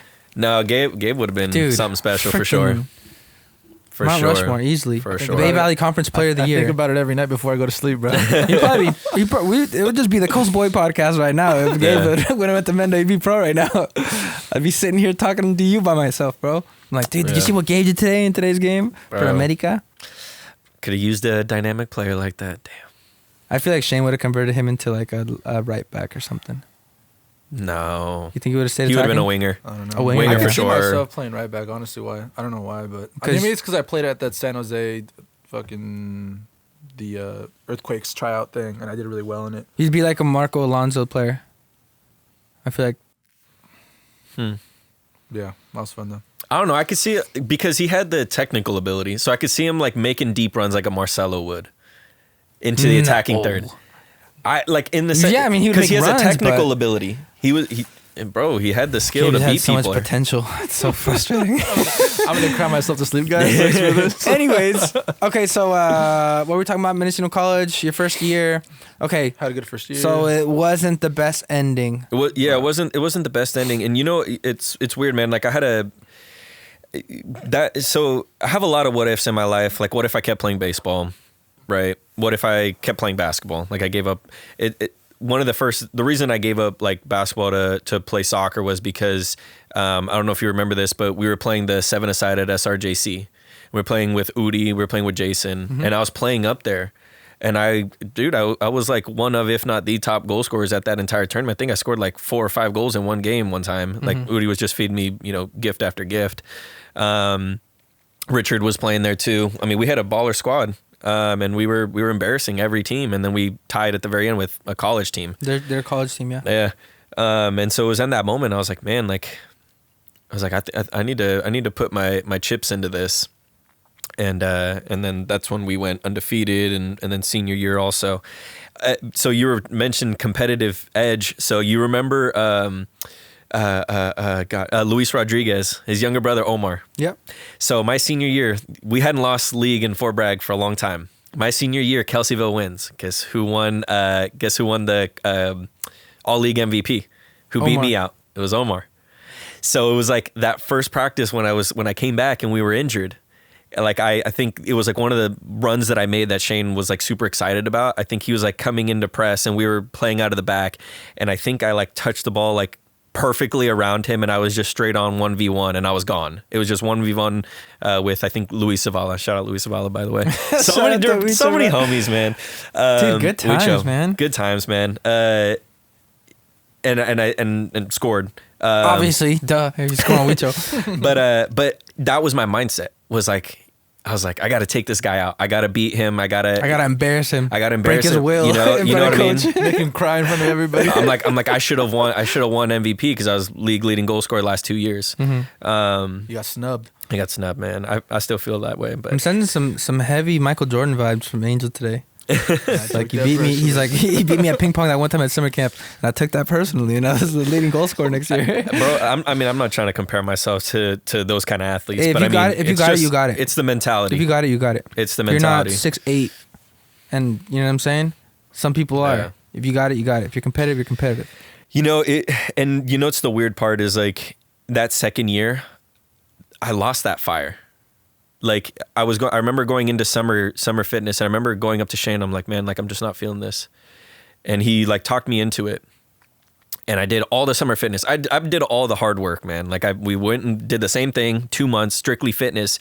Season comes around, man, and this isn't something I'm too fond of, but I was just in that mental space where I'm like, man, I can't do this. Like I was struggling really bad. Like I didn't get any academic scholarships. I was paying for, I was working full time, paying my own bills. And man, I had, 2 cents to my name. And I was just like, man, how am I going to get my next meal? And so I ended up, hanging the boots. I want to say like a week before season started. And it definitely put a strain on a lot of relationships. Cause I was living with you, I was living with Junior, obviously with Shane. It sucks. Let me just step in. It sucks too, because at the time you're hurt. You know what I'm saying? It's such a selfish thing looking back now. You're like, dude, Angel, what the fuck, man? Yeah. Like we literally worked so hard. Like this is what we agreed to. Yeah.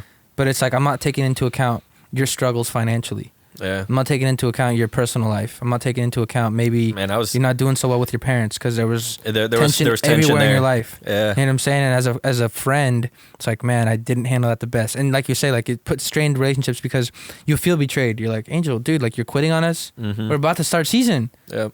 You know what I'm saying? Like, but now looking back, it's like, dude, life just gets in the way sometimes. Yeah. You know what I'm saying? Like, and some people have it better than others. And it was unfortunate too, man. Like I said, I'm like, man, I got two of my best friends that are on the team. Like we're gonna have so much fun because I remember you and I were heavily recruiting Junior to come leave Shasta to come play with us. And so obviously that that hurt him a lot. He's like, man, you spent all this time trying to convince me over here, and then you leave me hanging. And I'm like, it was rough, man, for sure, for a hard time, man. And I remember like so, and you were asking me like some things that that stuck with me from Mendocino College, and it was words from Shane. Was you're with that mentality, the mentality that you have right now, you're not going to make it. Like you got to change your mentality, and those are like kind of some of the those words stuck with me, and so everything that I did, like pettiness again, I'm like I got to prove them wrong. Like something I'm going to do. I want to go back and I want to have a conversation with him. And to this day, I haven't had a conversation with him.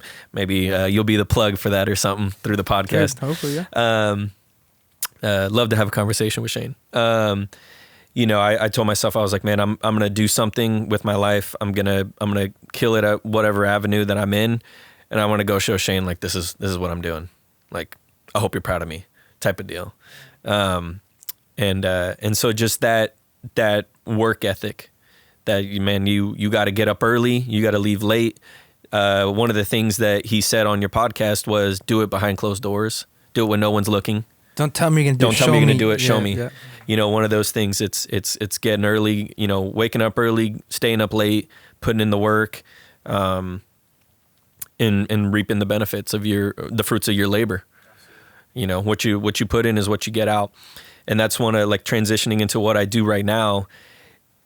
That's one of the most rewarding things is I can see, like, obviously it's inconsistency, right? It's each month is different. Some months I'm going to do better, but I can see how hard I work at each month is what my paycheck is going to be at the end of the month. So you can see as the more you hustle, the more you're going to make.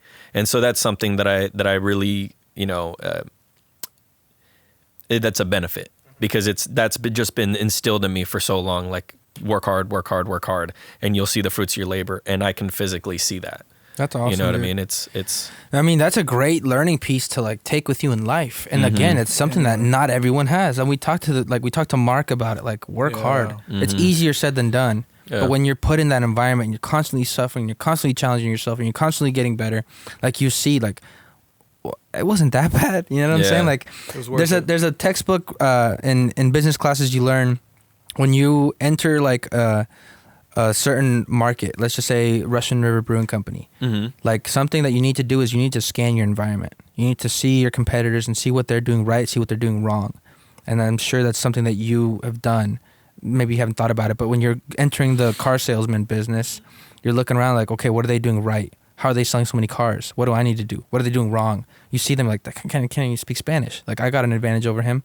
Like that guy leaves home early. Like, you know what I'm saying? Like you're seeing your environment, you're scanning your environment, and you're like, okay, you're kind of comparing yourself to them. It's like, okay, I can do that.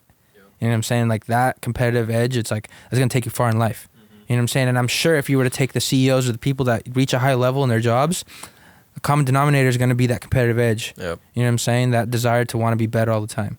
And and I mean, in my case, it was taught to me, but it's like, not everybody has it. You know what I'm saying? And like that, I love that, bro, because it's like, I agree. Like that's something that I got out of Shane too. Like that freaking the you know fire. What I'm saying? Yes, fire. Bro. Like get stuck in. I love it. Like, dude, I was listening back to Shane's episode, bro. I'm just getting fired up, just thinking like he was just like, when he's talking about it, bro, like you think like it's so funny too because Junior. You feel his energy. You feel his energy, and it's like it fires you up, bro. Like I don't say this lightly, like bro, like Shane is a coach that you would run through a brick wall for. Like bro, before games he fires you up. I remember I was I think it was last night. Junior, shout out to Junior Riser, bro. He sent me I'll show you guys in a bit, but he sent me like of audio. He's like skirt. He's like I saw your podcast with Shane, and then I was like yeah, how'd you like it? He's like, dude, I loved it, and he's like sent me like 2 audio recordings of Shane like like giving us a speech, and like in the gym. You recorded it, yeah, bro. And I was like, what the heck? Where'd you get that? He's like, friggin' skirt. He's like, I recorded them one time. He's like, I listen to this all the time when I want to get motivated. Damn. Wow. That's dude, crazy. yeah, bro. And then it was like him talking about like, he's like, you think it like, bro, it sounds like it's out of like a speech of like a movie. You know what I'm saying? Like that's just the kind of coach he is, bro. He just fires you up. He's definitely a great motivator. You know, and his style, like that tough love definitely prepared me for like my boss and my mentor. I got a lot of love for this man. His name's Fuad Shadid. You probably won't see this, but he's my sales manager. And this guy he just kind of took me under his wing. I mean, this guy would sell 40 Like he has a record for selling the most cars in our auto group. Sold 40 cars in a month. Like this guy was an absolute animal. Smokes. And just a similar, just you feel his energy. You feel his energy. You feel that fire. And it reminds me of Shane in that way too, that he's just like, he's a tough love kind of motivator. So Shane, like with his style really kind of, it was, what's the word I'm thinking of? It was, it translated into the industry that I'm at right now. It's take your yellings, take your licks and make it happen. And that's really what it is in the car business. Cause it's high pressure sales. If you're not making your sales, get the walk in. Like you got no business being here. It's cutthroat. Yeah. And so that's what it is. I mean, that's if you can take your heat from your manager and convert it to a sale, that's it. And you're good. And they love you. And then the second you don't sell a car, they hate you. Yeah. But then you go and sell another one, they love you again. Yeah. You know, it's strictly business. Strictly business. And it definitely prepared me for that, for sure. How do you think you would have handled that? I want to hear your input. On just like tough how love, would or how do you feel like you would have reacted to a coach like this that? Guy like would have put been yourself in your Angel's shoes. Stories I've told you, like how do you think you would have? This guy would have been too busy eating quesadillas before the games, bro. He couldn't play the first half. We don't talk about that, Angel. We're gonna go ahead and beat that out. And sour gummy worms and shit. Oh, man. Bro.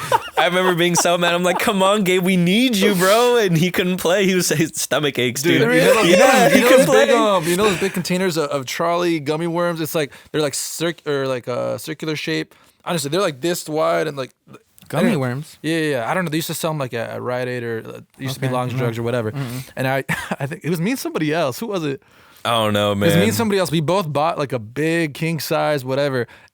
When was this? How old are you? This was Riptide. Riptide back in the day. Yeah. And I think I just finished eating like a big meal, and I was just munching. I had like half of that thing before a game. Yep. Damn. And I just could not play. My stomach was hurting. So I was in the bathroom most of the time. Jesus. Okay, take that back. Shane would not have wanted to do that. But to answer your question, off track. To answer your question, I think I would have responded well to it because I think my dad is very much in the same way. Mm-hmm. Dude, he's like, so is Angel's, so is mine. Like I feel like that's why we respond. Put your head down, get to work. Like he's like, I know you're better than this. I know you're good enough to do this. So it's just like, and I know that inside because I'm also competitive with you guys. So I probably would have responded well to it. And I've been like, you're right, dude. Like I didn't play my best game. I can do way better than that. And then just go back in the gym and work harder. Dude, I'm telling you, so much potential. So much potential. Gabe, you could have been pro right now. Anyway. Don't tell him that, bro. I'm just messing with you. Anyways, man. Do you have any more questions or transition to future plans? Yeah, so I was going to go into the future plans. Yeah. Oh man, I mean, right now I'm pretty focused on my career path right now. You know, it's crazy. Like after I want to say it was 2 months into the business, they offered me a management position. So I was like overseeing a department. They called it the upgrade department. I mean, that didn't really go over very well. I was too fresh in the business. I didn't really understand the proper steps to the sale and like how to really, overcome objections. So that's the big part of my job is overcoming objections. They're like, well, it doesn't have this. And it's like, okay, well, if I'm able to make it have this, do you think that's something, are we able to earn your business today? It's just figuring out like what makes people tick and being able to accommodate those things. So I wasn't ready at that point, but even a year later, like I've been offered like, the head of finance for the entire 8 dealerships. She offered me a few times finance positions, at other dealerships because mine's so big. That spot's already taken.